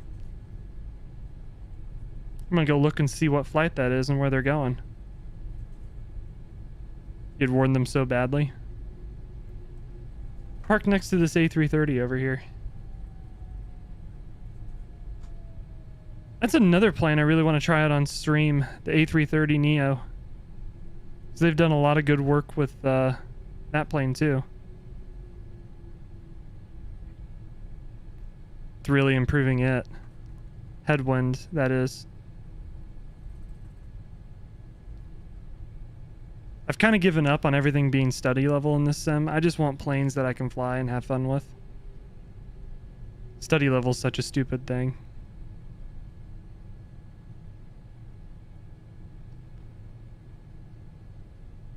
Alright, we'll get pulled up in here.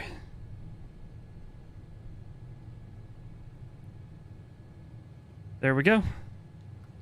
Parking brake set. We got in here just in time. We didn't crash into that A330. And here we are. Welcome to Tokyo. This beautiful livery still looks really good. All right, let's see what this... Whoops, hold on.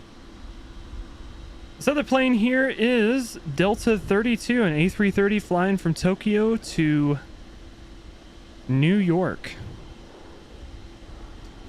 Wish him good luck. That's a long ass flight.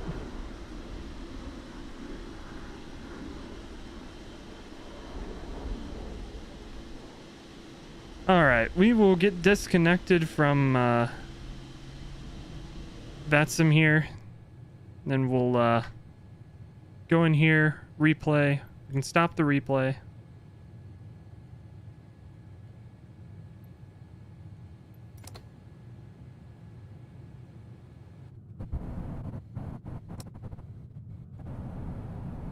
Can bring in a little bit closer here. 1,000. Let's see if I do this right. So camera track recording. That should be good. Go over here. There we go. Sweet.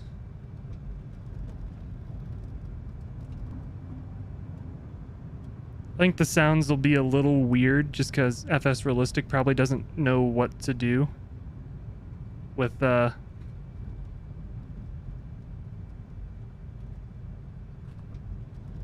replay, considering this feature is still experimental. Look how much those wings flex. I love that.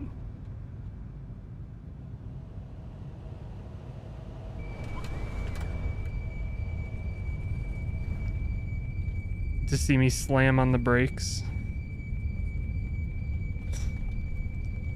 What is that stupid brake sounds? Brakes. Okay, I'm turning that off.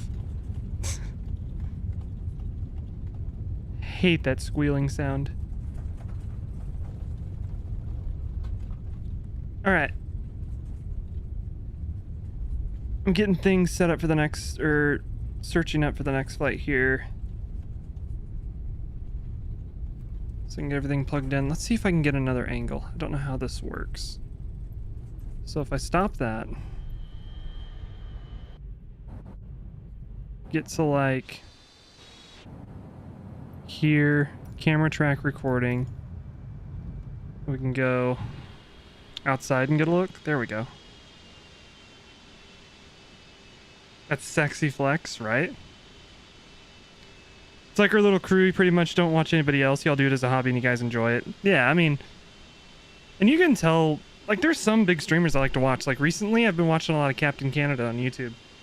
I really enjoy his vibe, but I've always been the kind of person that prefers watching small streamers who enjoy doing what they're doing versus big streamers who it's their job, right? Because you can definitely tell when that transition happens between this is a hobby to this is a job. And you know, wherever streaming takes me and my my journey of things, the priority for me is always going to be, I just hope I enjoy it. I never want it to feel like a job. Whoops. There we go. All right, I'm gonna restart the sim. I'm going to get SimBrief set up So just be a few minutes. We'll be right back on the ground at Tokyo. We're going to fly to Osaka. To Itami. So not the airport that's in the middle of an island in the middle of the ocean.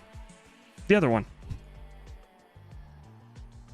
Although honestly, I should have done the one that's in the middle of the ocean. That would have been cool.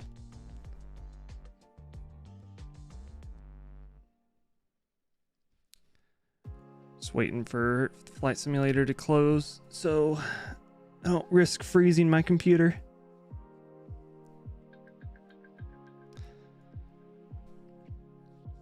But yeah, we finally gotten to the point in MSFS.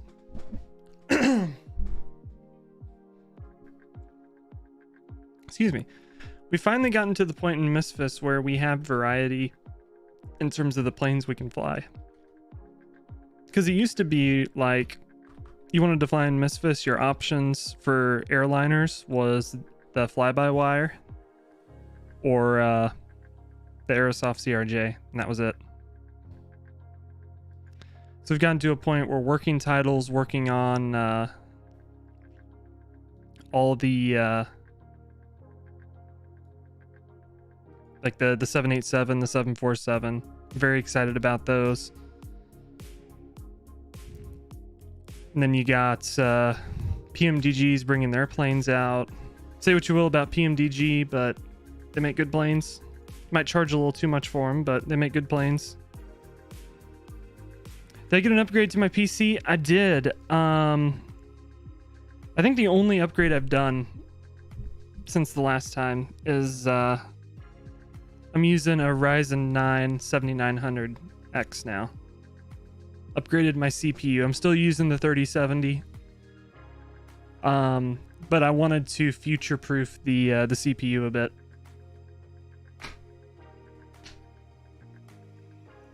Because with saving up to move out, I don't have a lot of money to just throw at my PC.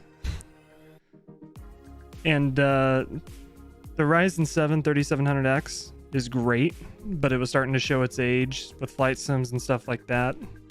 So I wanted to get that upgraded. I'm not really seeing the benefit of it because of the 3070. It bottlenecks the CPU. Yeah, outside of that, my PC is pretty much the same. Yeah. And then I had to do a lot of like optimization with my PC too, because I was having some stupid problems. Kayla can attest to this, how irritated I was getting at my computer. There's just a lot of stupid things breaking with it that was annoying. Like crashing all the time, blue screening. So I had to do a whole lot of optimization for stuff. But now I feel confident my PC it's going to be good for a while. I'm slowly saving like I think it's like $40 a paycheck for eventually getting a new GPU, but that's going to be way in the future. Not going to be anytime soon. So many issues, so much frustration, irritation. Yep, pretty much. For anybody who's curious, my specs are in the description of the stream. I got all the fun stuff down there. If you want to go deep diving into specs, they're there.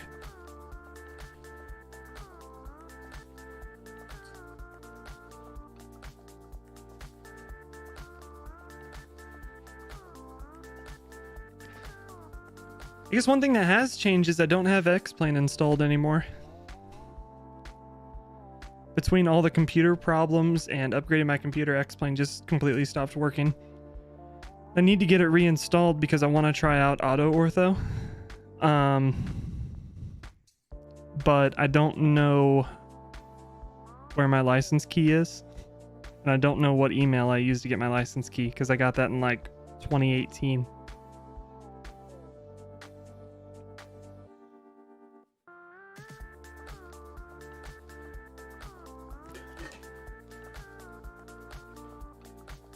Saving up to get a CPU in one of the 40 series. CPU wise, I can definitely recommend Ryzen processors. I know they're not the creme de la creme for gaming, but the amount of headroom you get with multitasking with Ryzen is just insane. But 40 series, I definitely want a 40 series. I really do. The 40 series GPUs have frame generation with DirectX 12.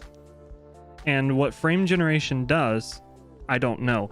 But the effect of frame generation is in MSFS, it basically doubles your FPS magically. I don't know how it works. It's some amazing shit, but I want that.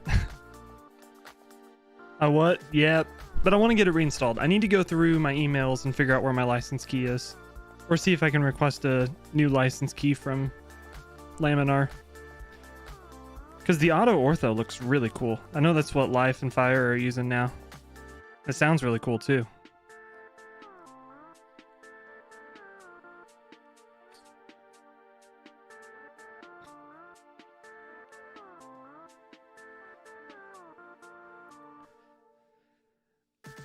Do 3D animation. Yeah. I don't know. I really like the fact that we're at the point with CPUs where Ryzen and Intel, AMD and Intel are just like trading blows left and right with who's better. I really enjoy that kind of competition. I think it's helping keep Intel more in check with their prices for their GPU or for their CPUs, which is awesome. Let me get the stream stuff set up real quick. Progress bar will reset. Change ETA.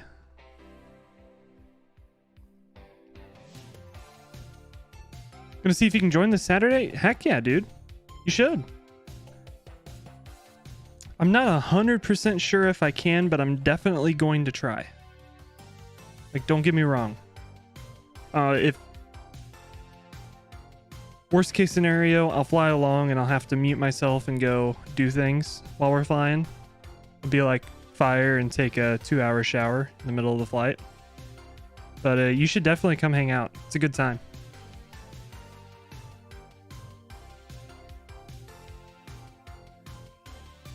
All right, I think I need to move that over.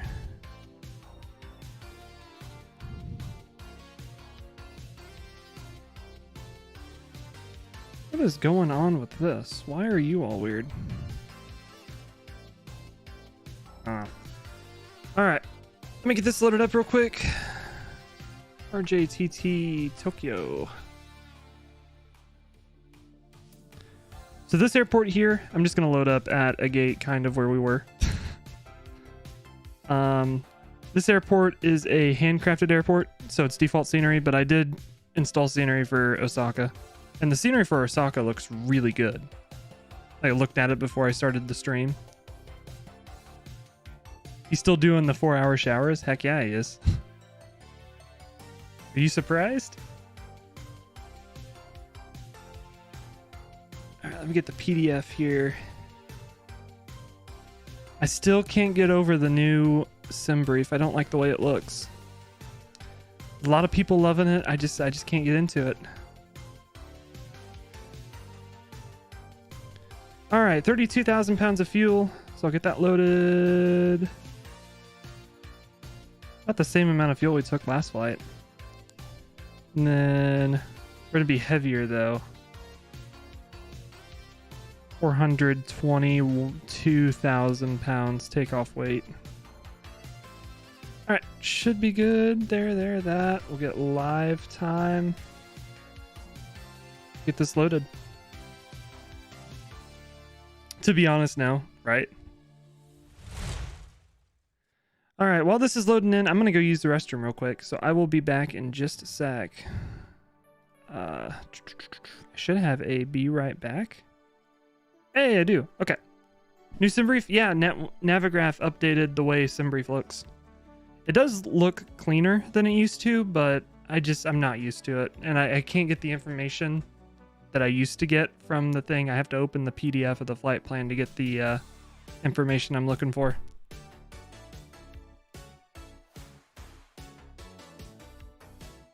Apparently it's raining in Tokyo now.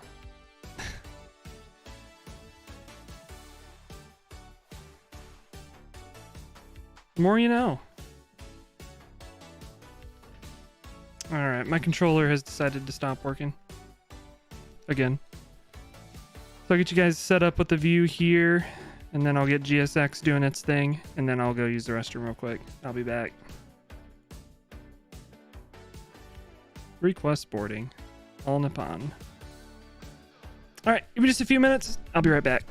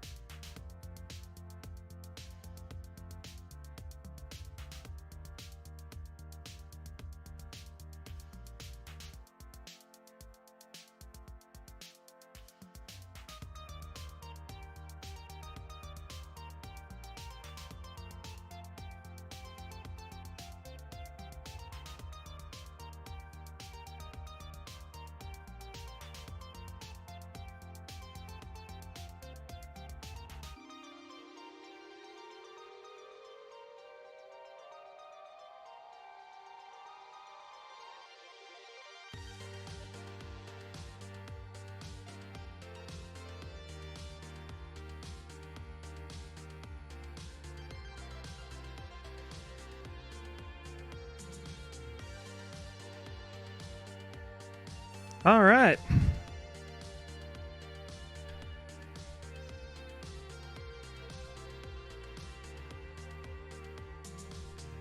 Get rid of that be right back screen. Let's get this thing rolling. I was going to make sure that the broadcast mix doesn't mute.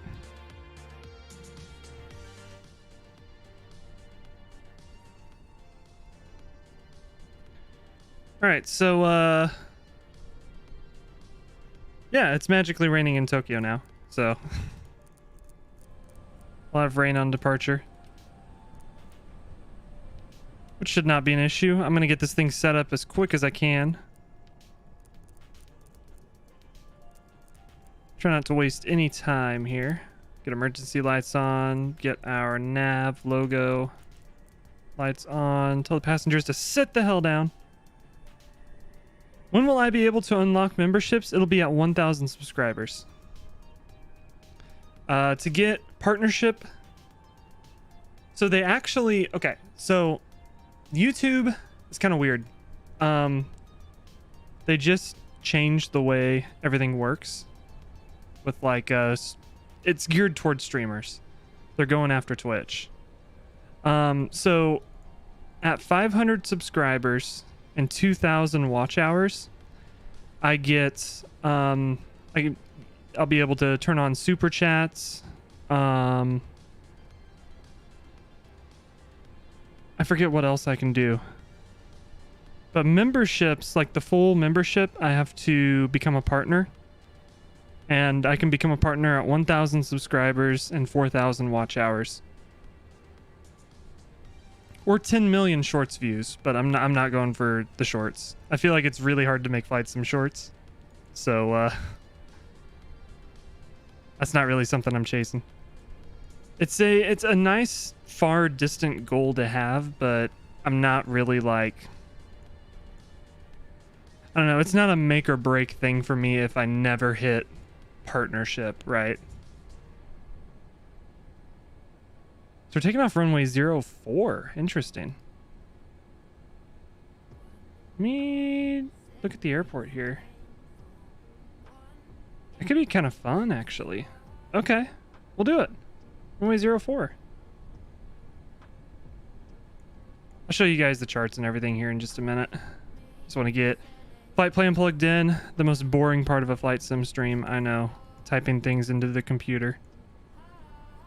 But I promise you I'm going as fast as I can.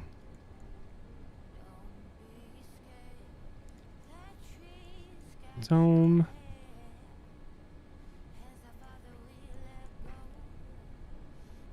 I was going to end my affiliate agreement on Twitch so I could multi-stream. However, it now costs me $25 to end my partnership.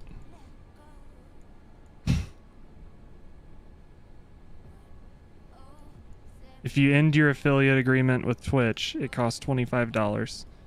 And that's if they end it or if you end it, which is ridiculous in my opinion.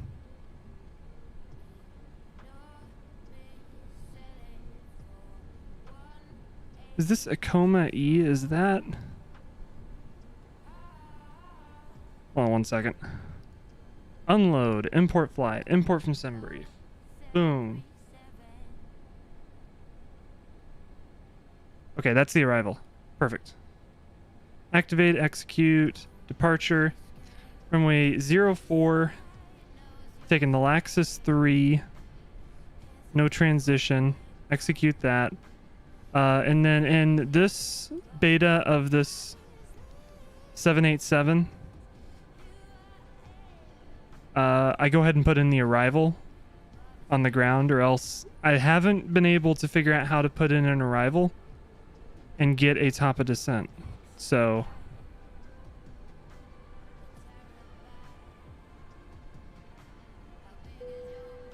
let's do an RNAV into Osaka. We'll do the RNAV 32 left. From Acoma, we'll take the Acoma E, execute that. So I think that not being able to get a top of descent thing is just a bug, and I'm sure they'll get it sorted, because I mean it's working title. But for now, I'm putting in the arrival while I'm still on the ground before I even leave, just so I can make sure I get the top of descent. Sounds like partnership is easier to achieve on YouTube than Twitch. Yeah, it definitely is. But then again, on the flip side of that, though, Twitch is more the live streaming website. I feel like YouTube has the potential to compete with Twitch, but I don't think that's where their priority is. I feel like YouTube's more of your general content consumption. If you want to watch live streams, you can watch them on YouTube. If you want to watch videos, you can watch them on YouTube. And even though Twitch is still the king of live streaming, I feel like they need to kind of embrace the VOD side of things and try to make it so that you can browse VODs when people aren't live and then try to compete with YouTube in that sense. I feel like that's what Twitch needs. Okay, 5.25 is our trim, but I'm going to trim below that. I don't think the trim is exactly accurate in this plane yet. All right, pre-flight's complete. We have the legs up on that page. We go ahead and pop up here and get 360 plugged in here. And while I'm doing that, and get connected to VATSIM real quick. We're all Nippon 21.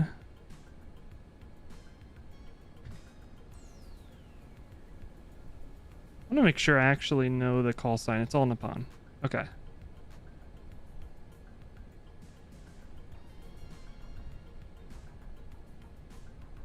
But yeah, the benefits you can get with being able to get super chats and do some monetization at 500 subscribers, that's definitely a very... I'd say it's a lot easier to achieve than partnership on Twitch, for sure. And so is partnership on YouTube, honestly. Because, I mean... 1,000 subscribers... That's doable. The watch time, if you're streaming and you can get people to watch your streams, that's doable too. I saw somebody on Twitter, or on Twitter doing the math. It's like extremely feasible to do. LNAV, VNAV, that's all set. And I think we are ready for push.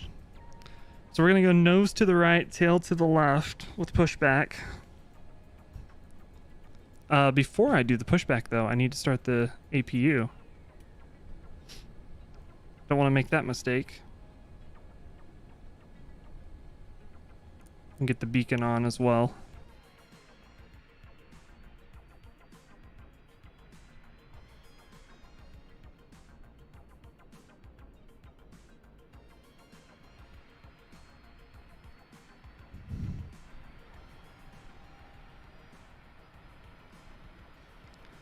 Then I'll make sure on departure I crank up the sounds again so we can hear those Rolls-Royce Trent engines roar.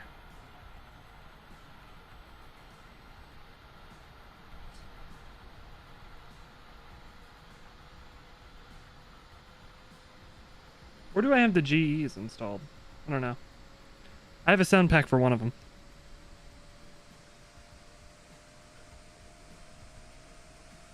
So we can hear the GEs or the Rolls Royces roar. One of the two. Alright, let's get GSX going. Prepare for pushback and departure. We'll see if we can hear somebody making a fake Japanese accent again.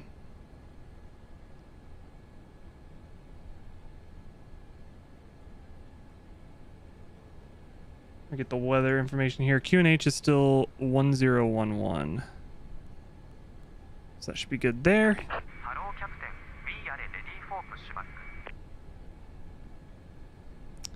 Yeah, I feel like that's a very fake Japanese accent. Weather radar in op. About transponder. Transponder is not an op. Perfect.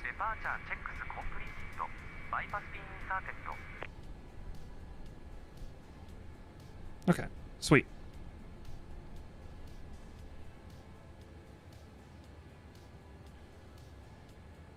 Make sure I get the anti-ice on auto again. Don't want to mess that up. We can get the checklist up and we can actually do that. Parking brake is set. The fuel control switches are cut off, so that's good. Passenger signs are on. MCP is all set with our V2 heading. All that's good. Takeoff speeds are set. CDU pre-flight's complete. Trim 4.75. Our taxi briefing is done, sure, and our beacon's on. So we should be good there. I guess I can give you guys a taxi briefing while we're waiting. While we're getting the engine started.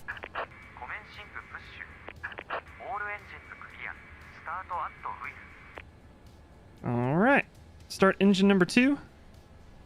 Turn the switch on and immediately flip the fuel control on. We'll get auto start. While we're pushing back here, our taxi. It's going to be kind of a long one. We're going to go up Echo, cross over to Juliet, and then we'll cross 16 right and take Bravo all the way down to 14. Take off this direction. It's be kind of a long taxi, but we'll get to go around the airport a little bit, do a little bit of sightseeing.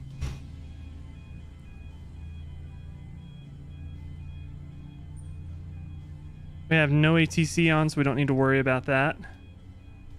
I promise eventually I'll stream somewhere where there's ATC.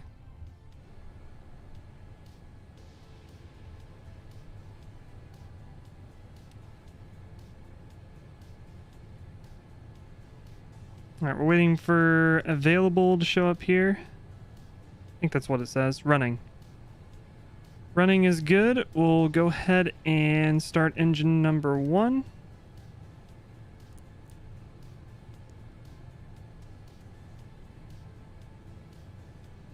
And that engine's starting up there.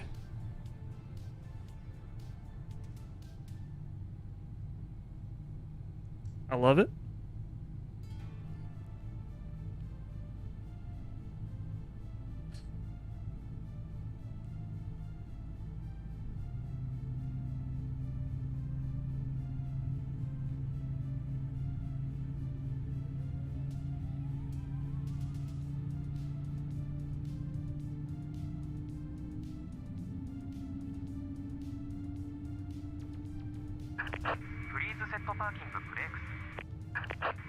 Parking brake sets.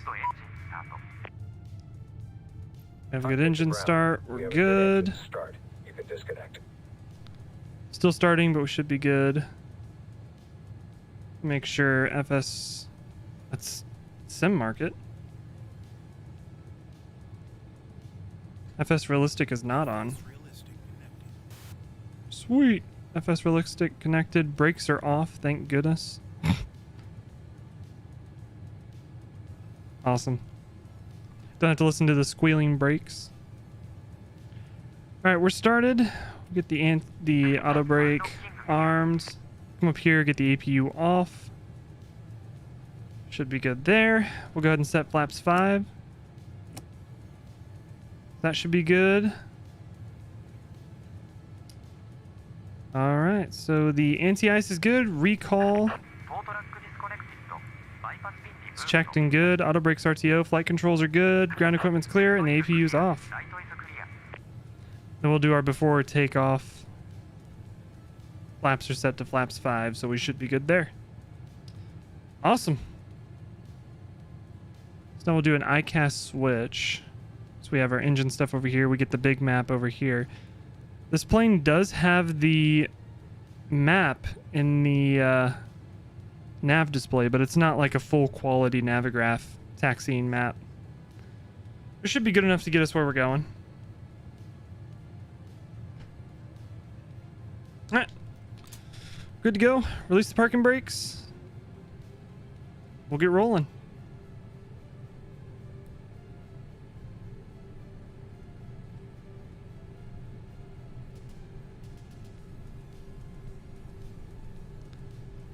I'll try to taxi at a good click.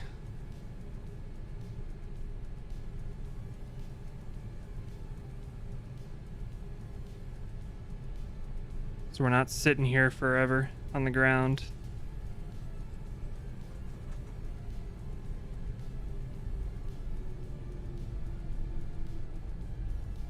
Make sure there's nobody over here. Make sure we're not cutting anybody off. We're good.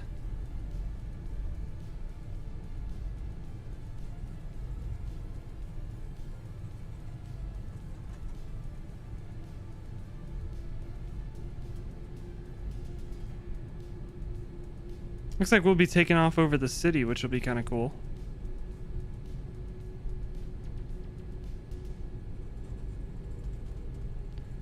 I'll try to make sure we're taxiing at 30 knots so we can get rolling.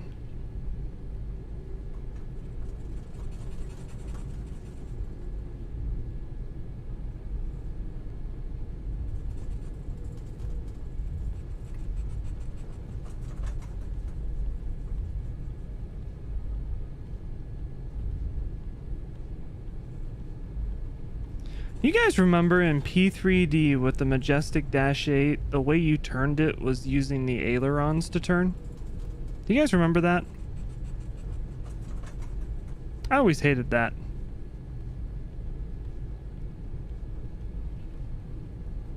It was always such a stupid thing, in my opinion.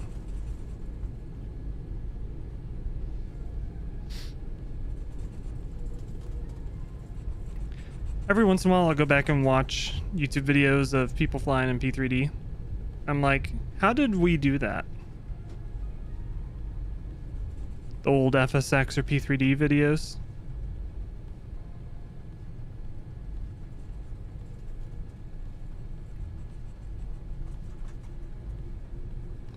I'm not sure how we survived. Looks so bad.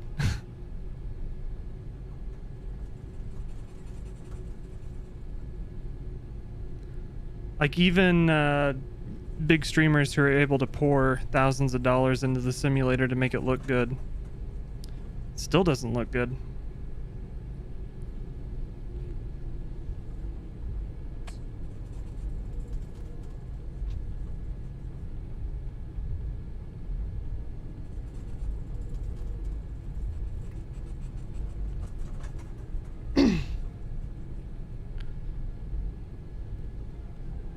I say that as somebody who, even though I had X-Plane, I still bought P3D V4 and V5 for some reason. What is going on with the terminal over here? It's looking kinda... The anti-aliasing's not able to do the detail in the terminal. Kinda weird.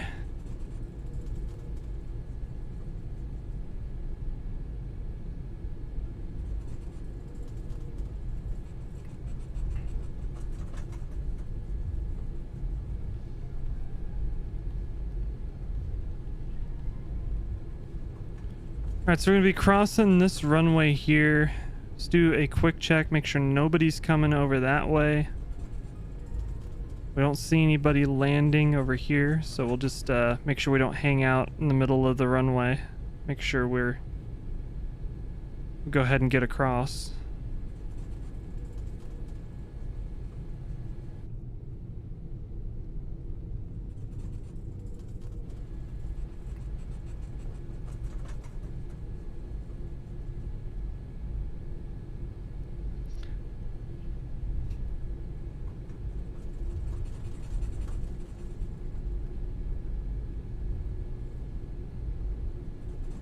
I tell you what, I like FS Realistic, but some of these sounds sound kind of questionable. Like this kind of rattling, shaking that's going on. Not sure how I feel about that. I think these are the same people that made XP Realistic for X-Plane.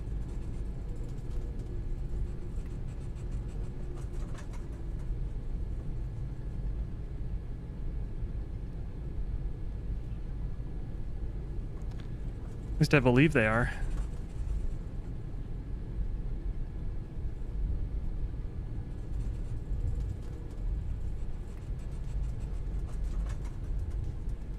Alright, we're almost to the end of the runway here. Go ahead and get TARA for the transponder, get the weather radar, traffic on. Scroll this out a little bit so we can see where we're going. Get the autopilot or the auto throttle armed. Get our strobe light on, wing lights on, and our landing lights on. And we should be good to go.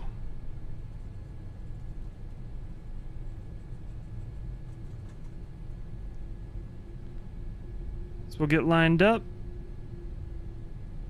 and we'll floor it out of here.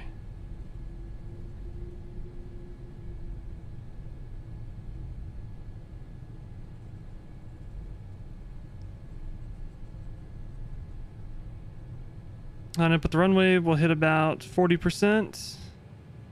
And N2. We're good. And Toga. Should get those sounds turned up a little bit for y'all.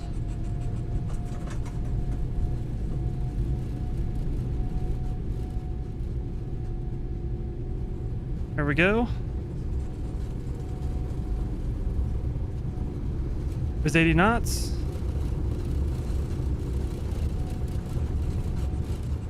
Maybe a little too loud there. Here's our V1. Rotate.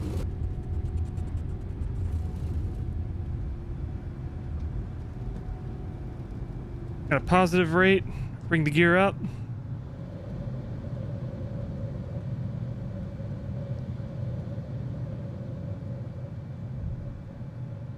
There we go. We'll make this right-hand turn here. I'll probably hand fly it up to about 10,000 feet again.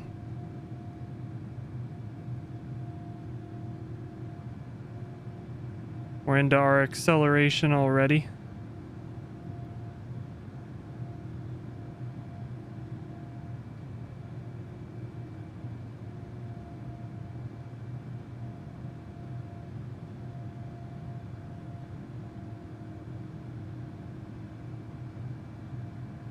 Go ahead and go flaps 1.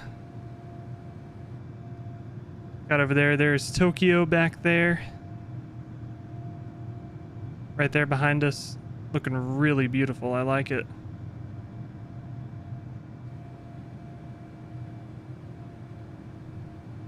Make sure I keep my eyes in the cockpit though, since I'm not on autopilot.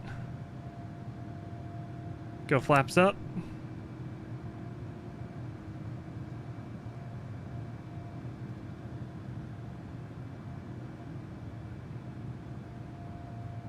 Flying into some clouds, but they're nothing to be worried about. It's not seeing anything on the weather radar. So we should be good.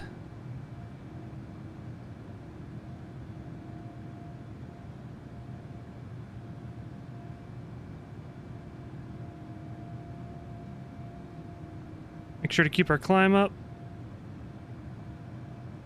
We should be making another turn here. There we go.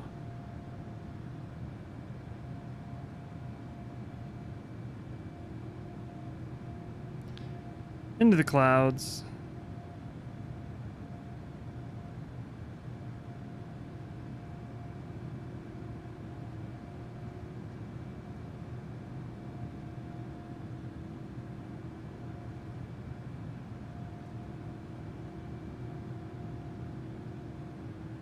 And out of the clouds.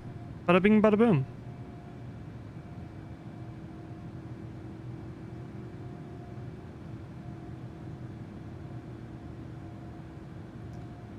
And maybe into some more clouds. We'll see.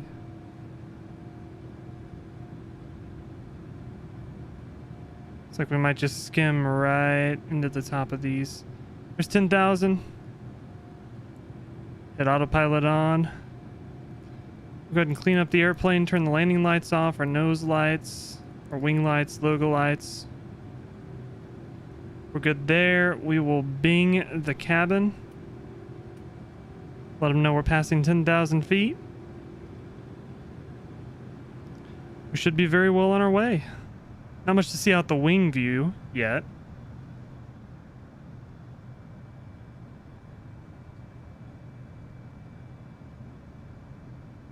Oh, there we go. Man, that looks good.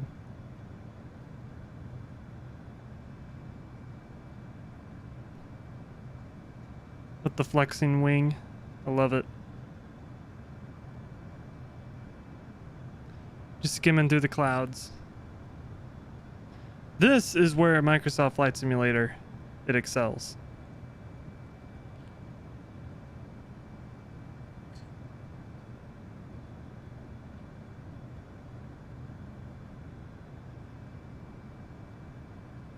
These visuals here are great.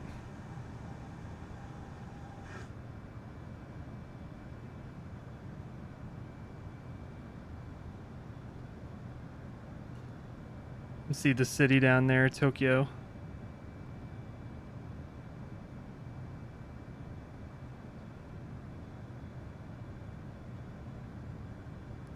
You see the shadows that the clouds are casting on the ground. That's awesome. You can also see, we don't see any here, but you can also see the rain shafts when it's raining. So that's really cool too.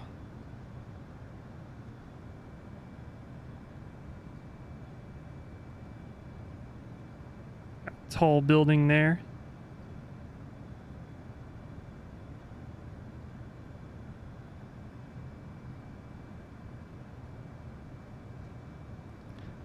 I have no idea where Disney is at Tokyo, or I'd try to point it out. Somewhere down there. Somewhere around this area. We're through 14,000, so we'll go to standard for our altimeter, our QNH. We are well on our way, so we should have the top of descent, and we do. A little bit shorter of a flight this time, but we do have a headwind on our way back, so that might drag it out a little bit.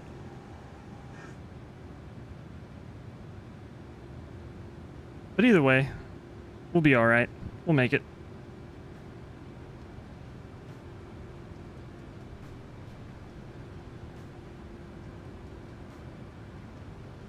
Dreaming about Tokyo Disneyland.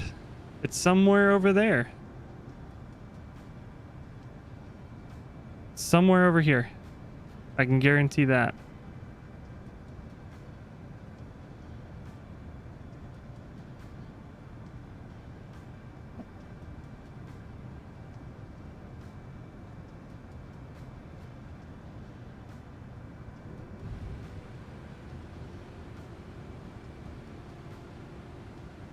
How can we get from Kansas City to Disneyland in Tokyo?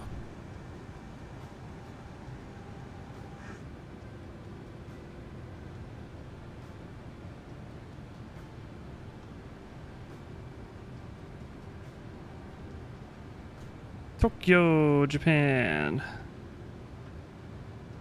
We got Delta.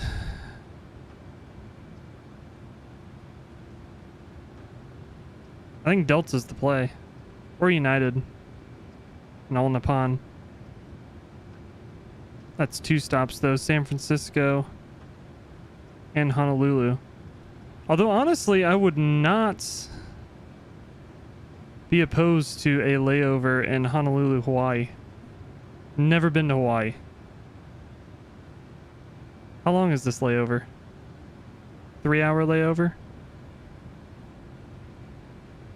22-hour layover?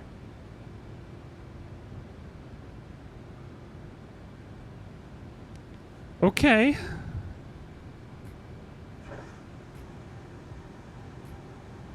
Maybe that's not such a great idea because I would probably want to stay in Hawaii.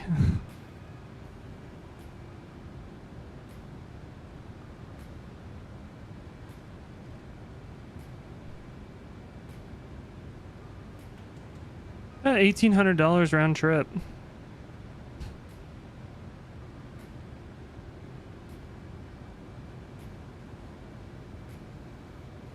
This one goes through Detroit.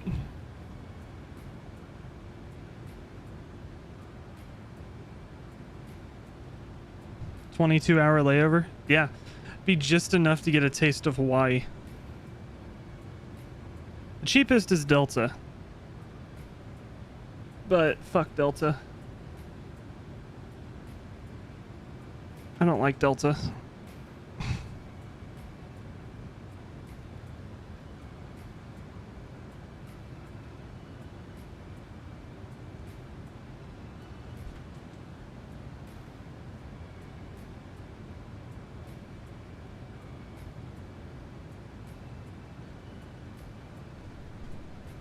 Oh, just knocked my desk. Honestly, what I would prefer, these are so much more expensive though, but if they weren't so much more expensive, like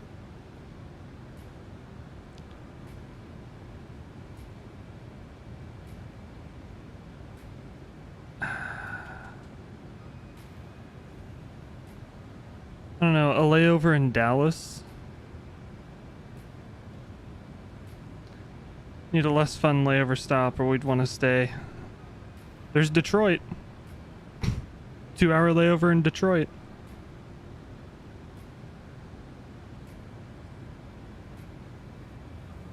What does All Nippon fly? United takes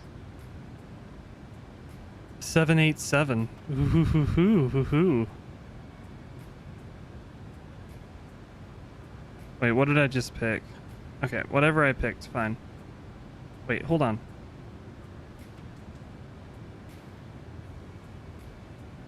Okay. So let's take...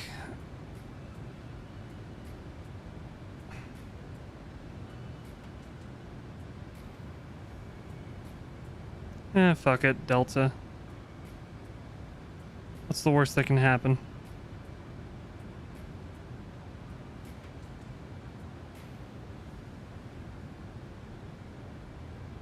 $10,000 round trip.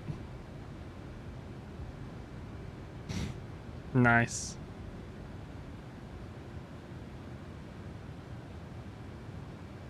Alright, the round trip for one passenger with Delta. $1,813. Be more interested in the plane. I want to see a 787, but I don't want to pay $10,000 to do it. This would be an A350. The A350 is fine. It's an A330 Neo on the way back. Ooh. I don't know if people enjoy the A330 Neo. Neo.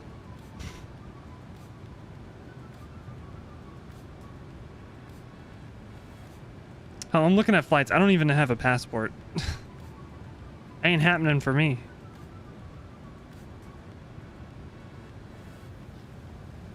Here's what I can look at is 787 domestic routes.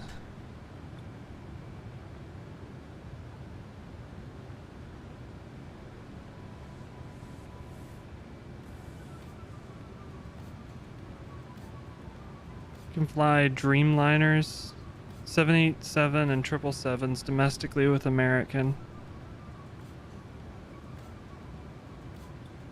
I'd love to try out these business class herringbone. I'd love to try out these seats. Those are super cool. Alright, so Miami to Vegas. Sure. Let's take a look.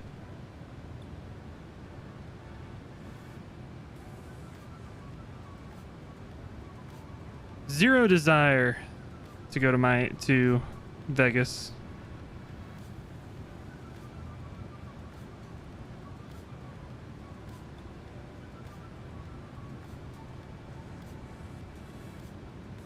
Super cool, but I guarantee they are ridiculously expensive. That's what I'm looking at, is how expensive those business class seats are.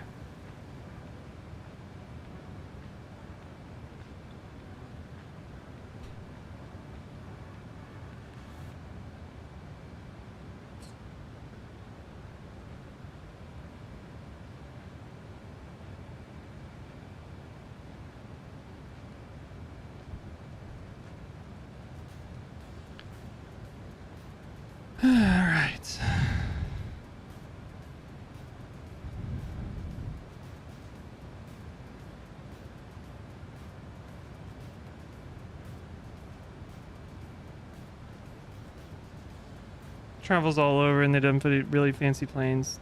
Yeah, I'd love to do that someday, but it's just so damn expensive.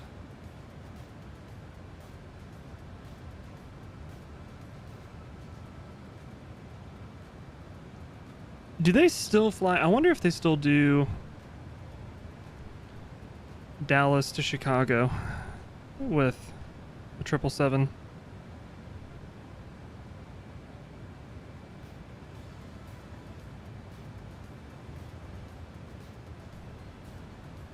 The only reason I would pick American is I can probably get 25% off with my dad. I hope. If I ever decide I want to do this. Well, looks like no wide bodies on that.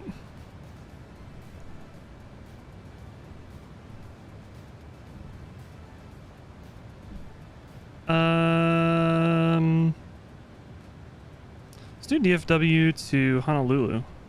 That's a long flight.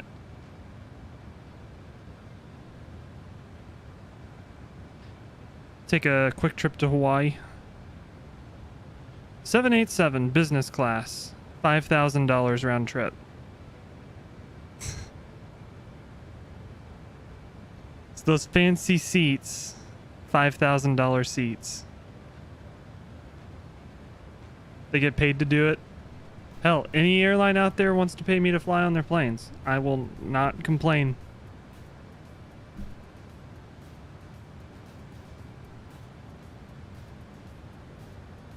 You have to do like this flagship business.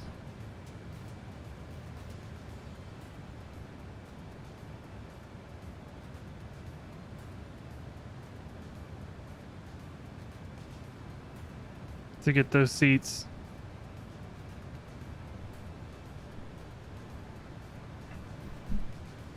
The live fly, yeah, that's the herringbones. They're nice.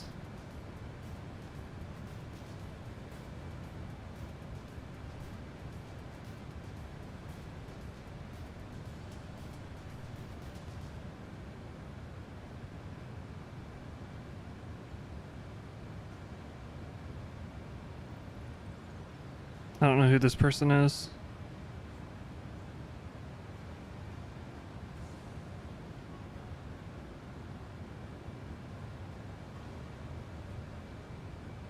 Yeah, that's what they look like.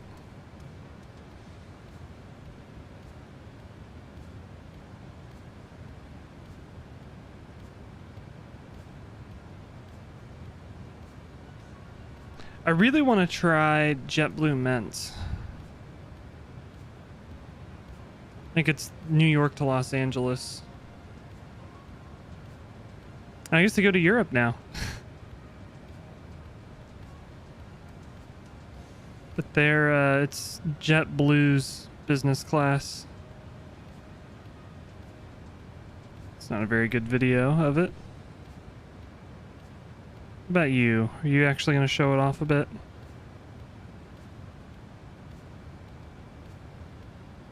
Like, this is really cool. Just text it. Okay. I'll check them out.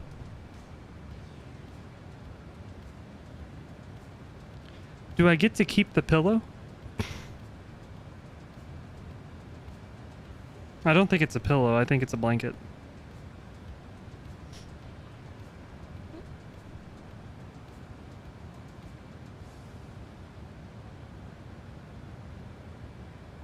I'd really like to try this out.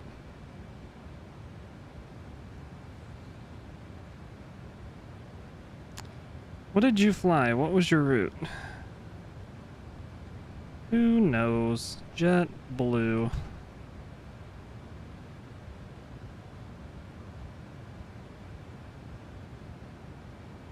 I'm trying to remember. JetBlue tried to buy somebody. Let's do New York. So Los Angeles. 17th, return the 21st.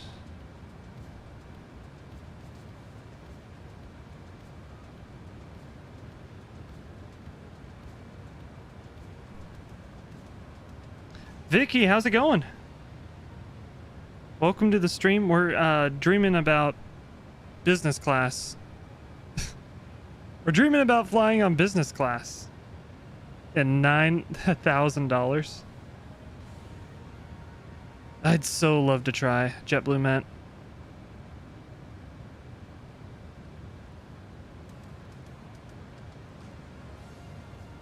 How are you doing, Vicky?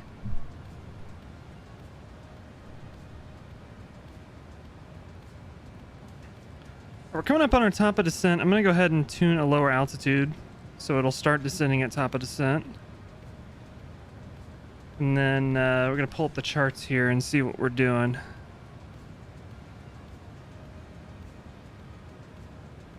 All right, so we're going to take the RNP, it's the RNAV. Runway 32 left, so we need the...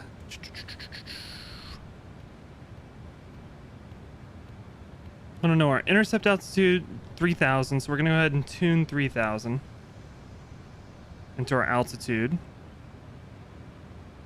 And then we'll pop in, do LNAV, VNAV, 530 feet. Let's pop that into the Barrow. Doing good, enjoying your late evening, early Friday morning. That's what's up. We made it to Friday. Almost the weekend. Just got to get through one more day.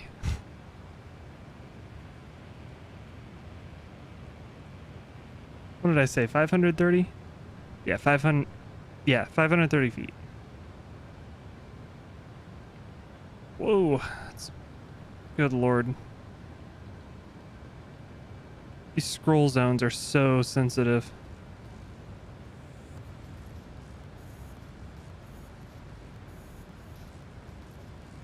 $530. Nice. So are you going to be shopping at a huge mall? That's what's up. I miss shopping malls. We used to have a decent amount of them around us here.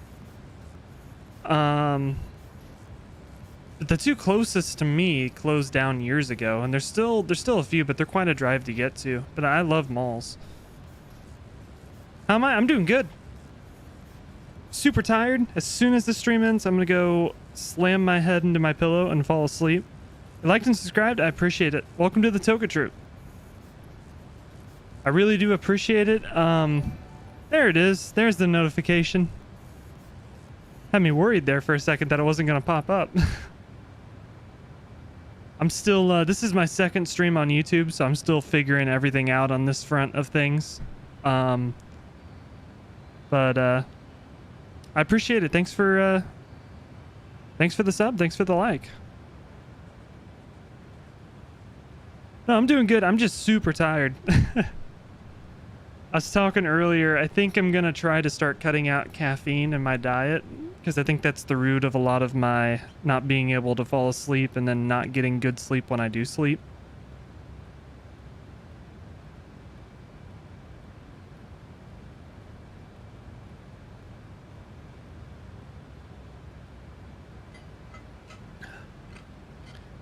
I think I'll start with that, and then I want to start supplementing that with eating a little bit healthier because I've really been slacking on that recently.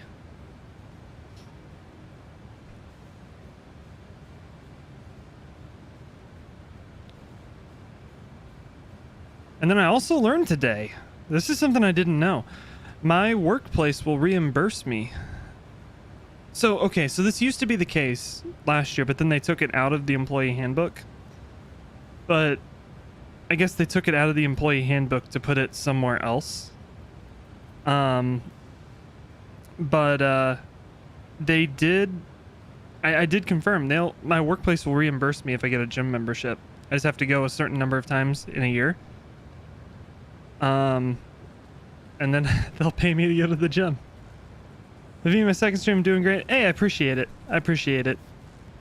We used to stream over on Twitch, but Twitch is kind of rough at the moment. So I really, my whole idea with this channel is I really like flight sim. I like making stuff with flight sim, so I wanted to have a central place where it could all be. And when I was doing everything on Twitch, I was doing flight sim and I was doing Destiny, Halo, those kind of streams, and just feel like I wasn't doing the people that followed for flight sim justice, and when I did flight sim I wasn't doing the people that followed for the other stuff justice. So I'm like, we're just gonna centralize everything. Gonna have the flight sim channel, and then eventually I'm gonna work on a channel for other stuff too. But yeah, I'm still very much figuring out, like, there was an issue when I started the stream, so I had to restart it, but it's not as simple as just ending stream and then restarting. I have to go through and set up everything again and then go live. So now I know that. But it's a learning process, but I'm really enjoying it. I'm really enjoying the YouTube journey so far. It's been 3 weeks since I've started doing stuff on YouTube on this channel for the first time in 3 years. Where am I from? I'm from Missouri in the U.S., the Kansas City side of Missouri. That's where I'm from.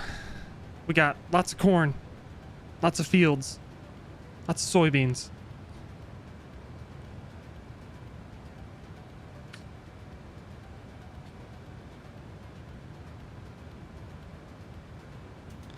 Got Mobile Flight Sim Infinite Flight. I've been meaning to try out Infinite Flight, actually. For the longest time, I haven't had a phone that was able to run anything. So I don't really do much mobile gaming. And it's not like I'm going to have like a ton of time to do it. I was telling Hulock in here a little bit earlier, I feel like I have a lot of free time, but no free time at the same time. But I do want to try out Infinite Flight. I want to see what it's like. Because I've never tried a mobile flight simulator. I want to see what it's like going from like having physical controls and stuff like that to using my phone. I feel like it'd be fun. I'm a dork. I know.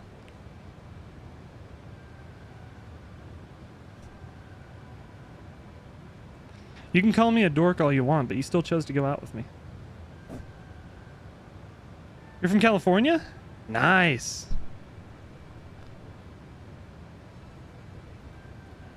You in the SoCal area, or kind of like up north, Northern California? I've always wanted to visit. I was telling Kayla earlier, I think it was last week, I want to go visit LA, but I want to go to the Sierra Nevada mountains that overlook, I think to the Sierra Nevadas. I want to go to the mountains that overlook LA just to get like that view, because I feel like would be an awesome view. But I've always wanted to visit like Northern California too. Like even north of like San Francisco. Really explore that way up the Pacific Northwest through like Northern California, Oregon, Washington. Never been to that side of the US. I'm your dork though. Aw. Thanks.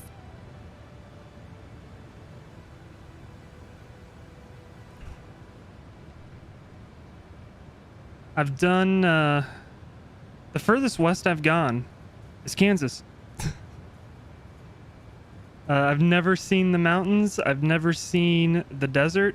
I've never seen the Pacific Ocean. Those are all things I want to do. NorCal near Oregon? Nice. I've heard it's beautiful there. In terms of like the wilderness and things like that. I've heard that whole area is beautiful.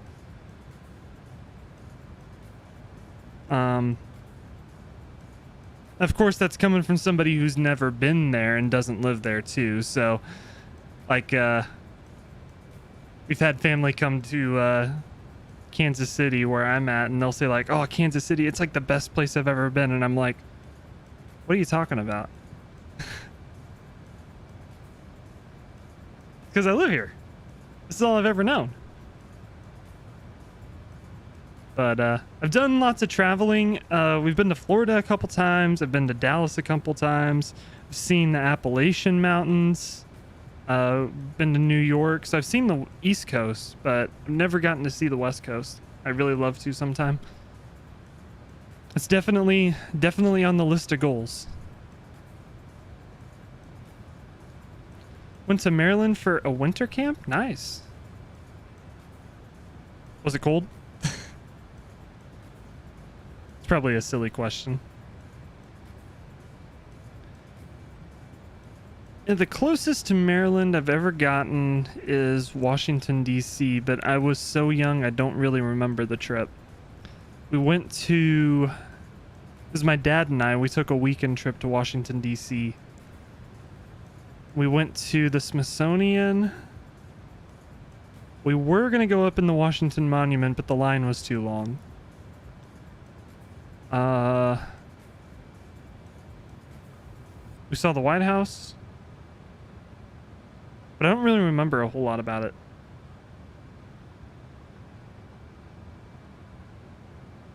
remember I almost made my dad sick in a fighter jet simulator. That was fun.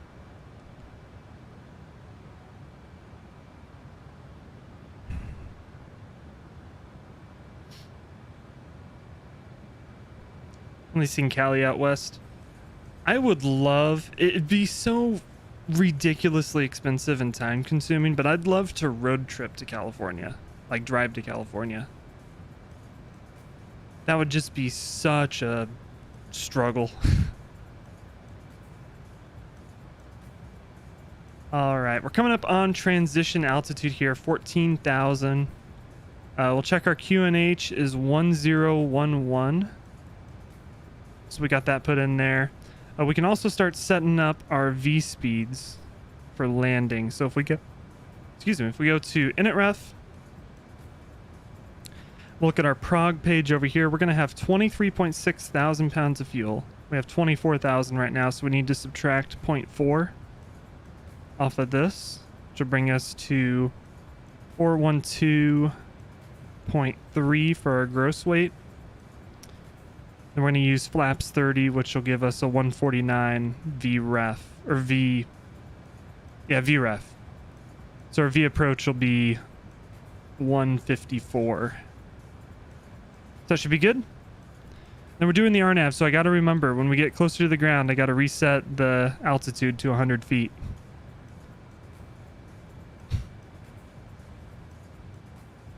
Rent a camper van? See, that'd be fun.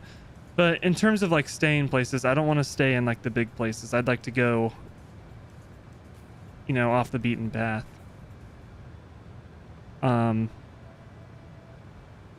course, obviously see like national parks and stuff along the way, but if you get like a camper van, I don't want to go camping where everybody else is going camping, you know? If that makes sense.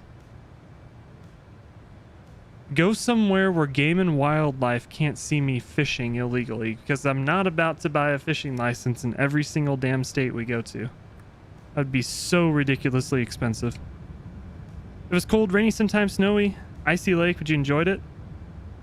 The furthest city you've been to entirely was San Antonio. How did you like San Antonio? That's where my dad works, actually, right now. He works 1 week on and 1 week off in San Antonio. I really want to go visit. I've heard the Riverwalk in San Antonio is stellar. Just using a little bit of speed brakes to slow us down. Here we go. We're coming up on 10,000 feet, so we'll get the landing lights on. Let's take a look outside too.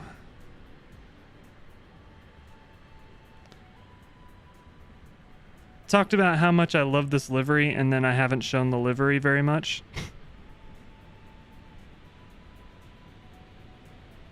So we'll take a little look at the livery.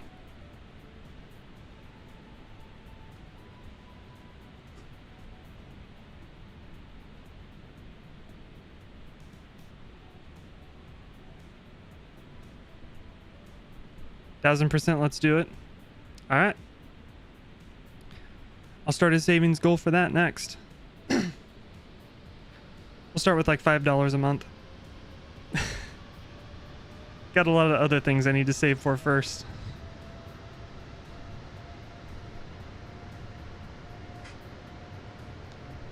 Went there for your relative's graduation from BMT at Lackland? Nice.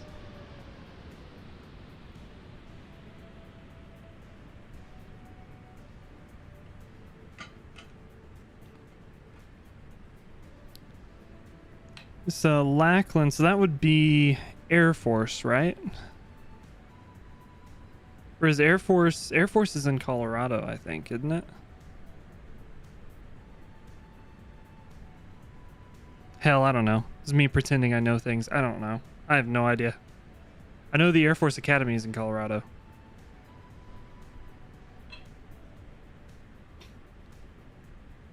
I love that livery. This is right now my favorite livery. It's such a clean, but it's so clean, but it looks so good. It literally says Air Force Base. Look, I mean, you can have The Air Force isn't the only branch that uses Air Force bases.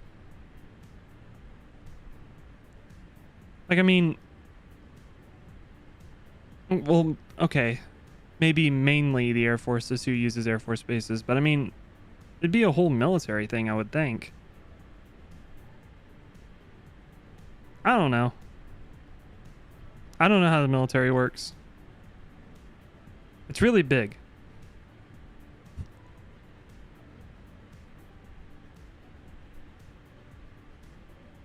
It's got to be a logistical nightmare.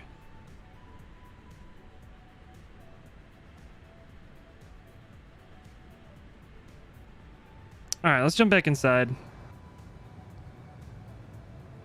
We're getting close. See how the autogen's looking. It's looking pretty good, actually. I don't know if I just got lucky with the photogrammetry working, or if this is the World Update Japan. Lackland's a joint Air Force base? Gotcha.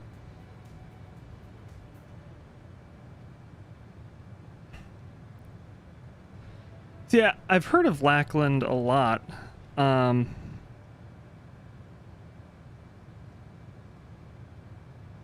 I did not say, is that an Air Force base? I said, in reference to BMT, I said Lackland. Is that Air Force? As in, is that Air Force BMT? Hold on. I know I'm dumb, but I'm not that dumb. What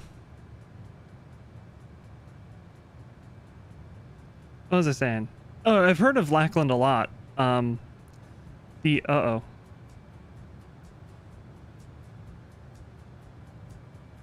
Okay. Every time the sim freezes, I'm like, oh god, but we're good. The only Air Force base I know a lot about is Whiteman Air Force Base, because it's in the state I live in. Relative goes on deployment to South Korea as an Air Force Base firefighter. Ooh. It's gonna get to see South Korea. That's awesome.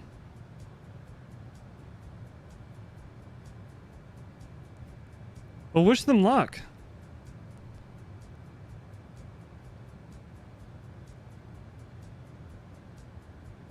Here so often, there's a few people who are family friends who are in the Air Force, and they get deployments in the U.S.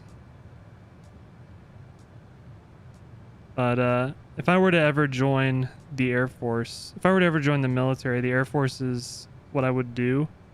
It's because my grandpa was in the Air Force, and I would want to see the world. Of course, I would also gun to be a pilot.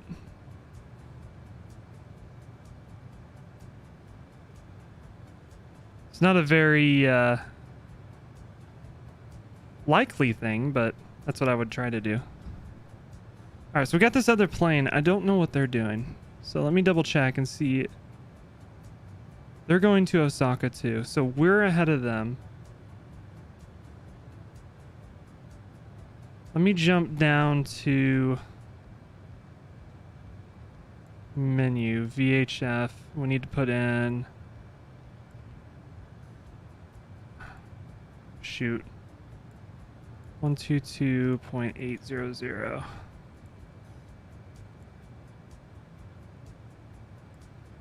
Okay.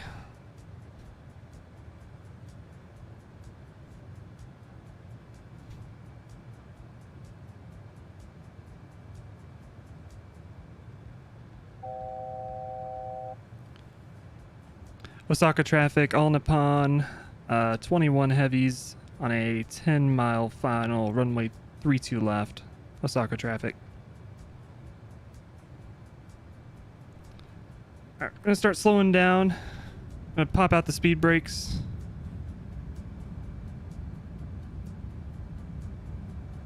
More in the North Coast region of California. Gotcha. Pop out the speed brakes. We'll start bringing in some flaps. We're gonna go straight to flaps 10. Really start getting us slowed down.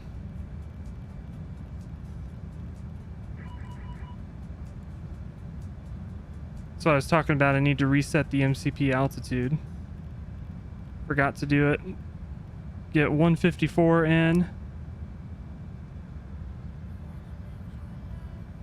Once we hit 2,500 feet, we'll drop the gear. I'll text you. All right, I'll text you too. Good night. I will see you tomorrow. I'm very excited about it. All right, we got flaps 15. I'm going to go ahead and bring the speed brakes in. There's 2,500. Go out and we'll drop the gear.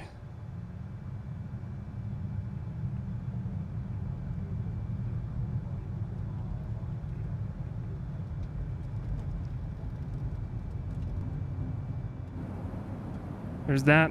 We're still slowing down. We'll go ahead and go flaps 30.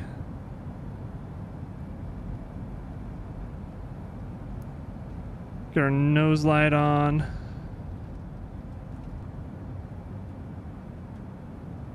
I want to make sure we arm the speed brake.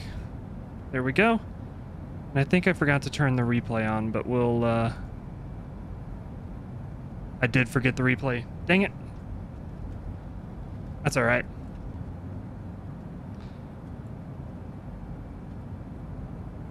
My throttles. My airplane.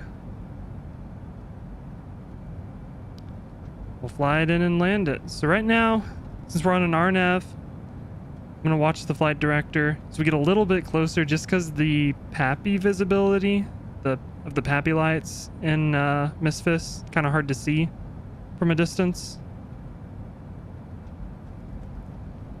Until we get a little bit closer, I'll fly the RNAV. Of course, I say that and I get distracted, and now we're super high on the approach.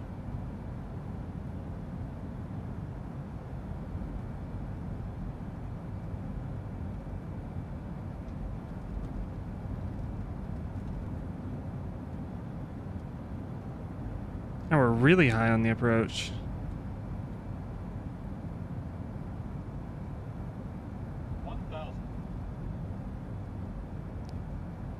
You're an adult baby. Thanks, you each their own. I don't judge. I don't judge.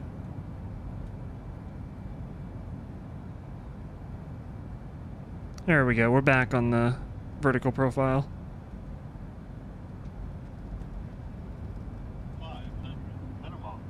Minimums continue. FPS is tanking a little bit, but we're still stable. We're doing all right. Buildings look really good around this area. Just keeping a little bit of power in.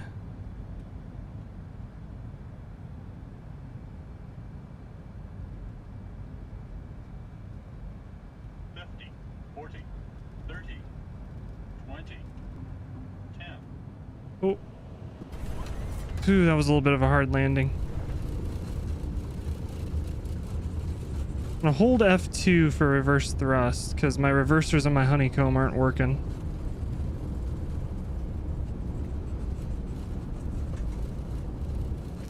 I need to readjust FS Realistic because I feel like it's making it seem like I basically crashed into the runway.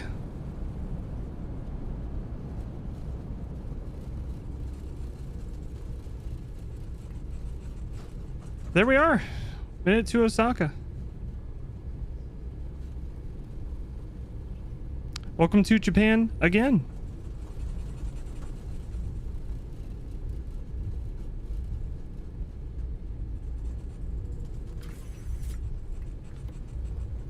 We'll get off the runway because there's another plane coming in behind us.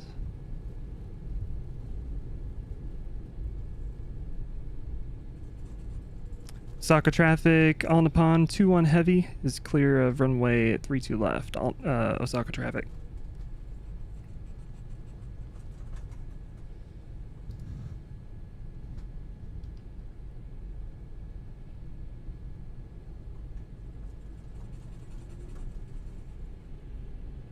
We'll get across over here and we'll try to watch this other guy land.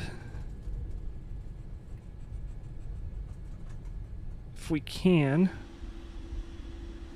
See if we can see them out there.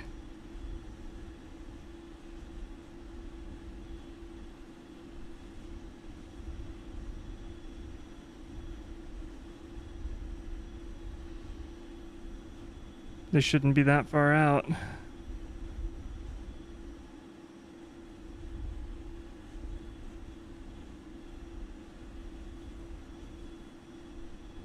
I'm looking for them, but I don't see them. There they are. Barely see the lights on up there. Turn off our landing lights, turn off the strobe, on with the taxi light. Get the turn-offs on, we'll get the APU started.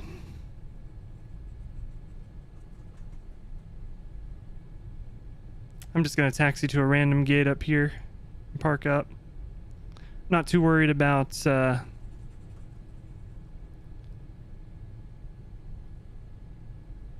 too worried about where we're parking.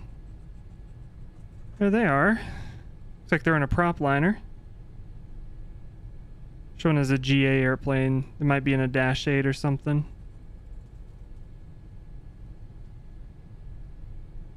And the FPS is really struggling here.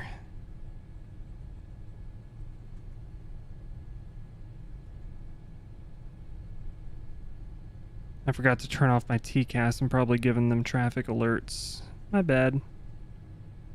Park up here at gate 13. Stand 13, because we're in not America.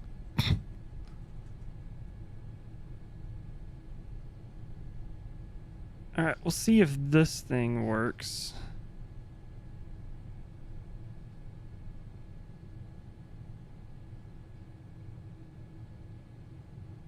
Looks like it does. Gotten us right in.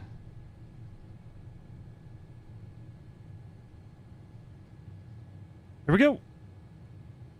Did I see your previous comment? I did. Yeah, I don't judge. To each their own. Get our lights off. APU should be on and going, so we'll shut it down.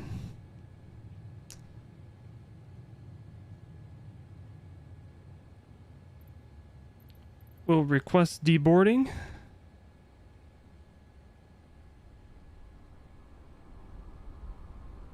Hop up here, get the beacon off. You hear that other plane? Are they over by us? Where are they? Oh, they're going over there.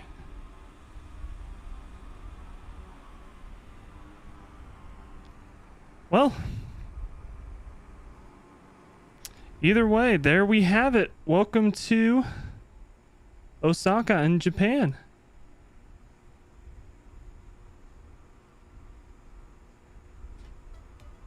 We have made it.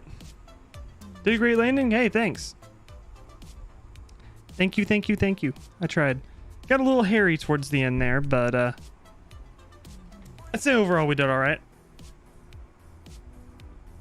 But alas, I am tired, and that is the end of the stream. So thank you all for tuning in. I hope you all have a fantastic weekend. Stay safe, stay healthy. Once again, Vicky, thanks for the follow and the like. I do appreciate it. If you're hanging out and you haven't subscribed, please do. Try to go live at least one time a week, and I'll always post it ahead of time so you know when exactly I'm going live. And as usual, should be a new video coming out Monday. So I think with that, I'm going to go ahead and sign off. You all stay safe, stay healthy. Thanks for watching, and I will catch you all in the next one. We'll see ya.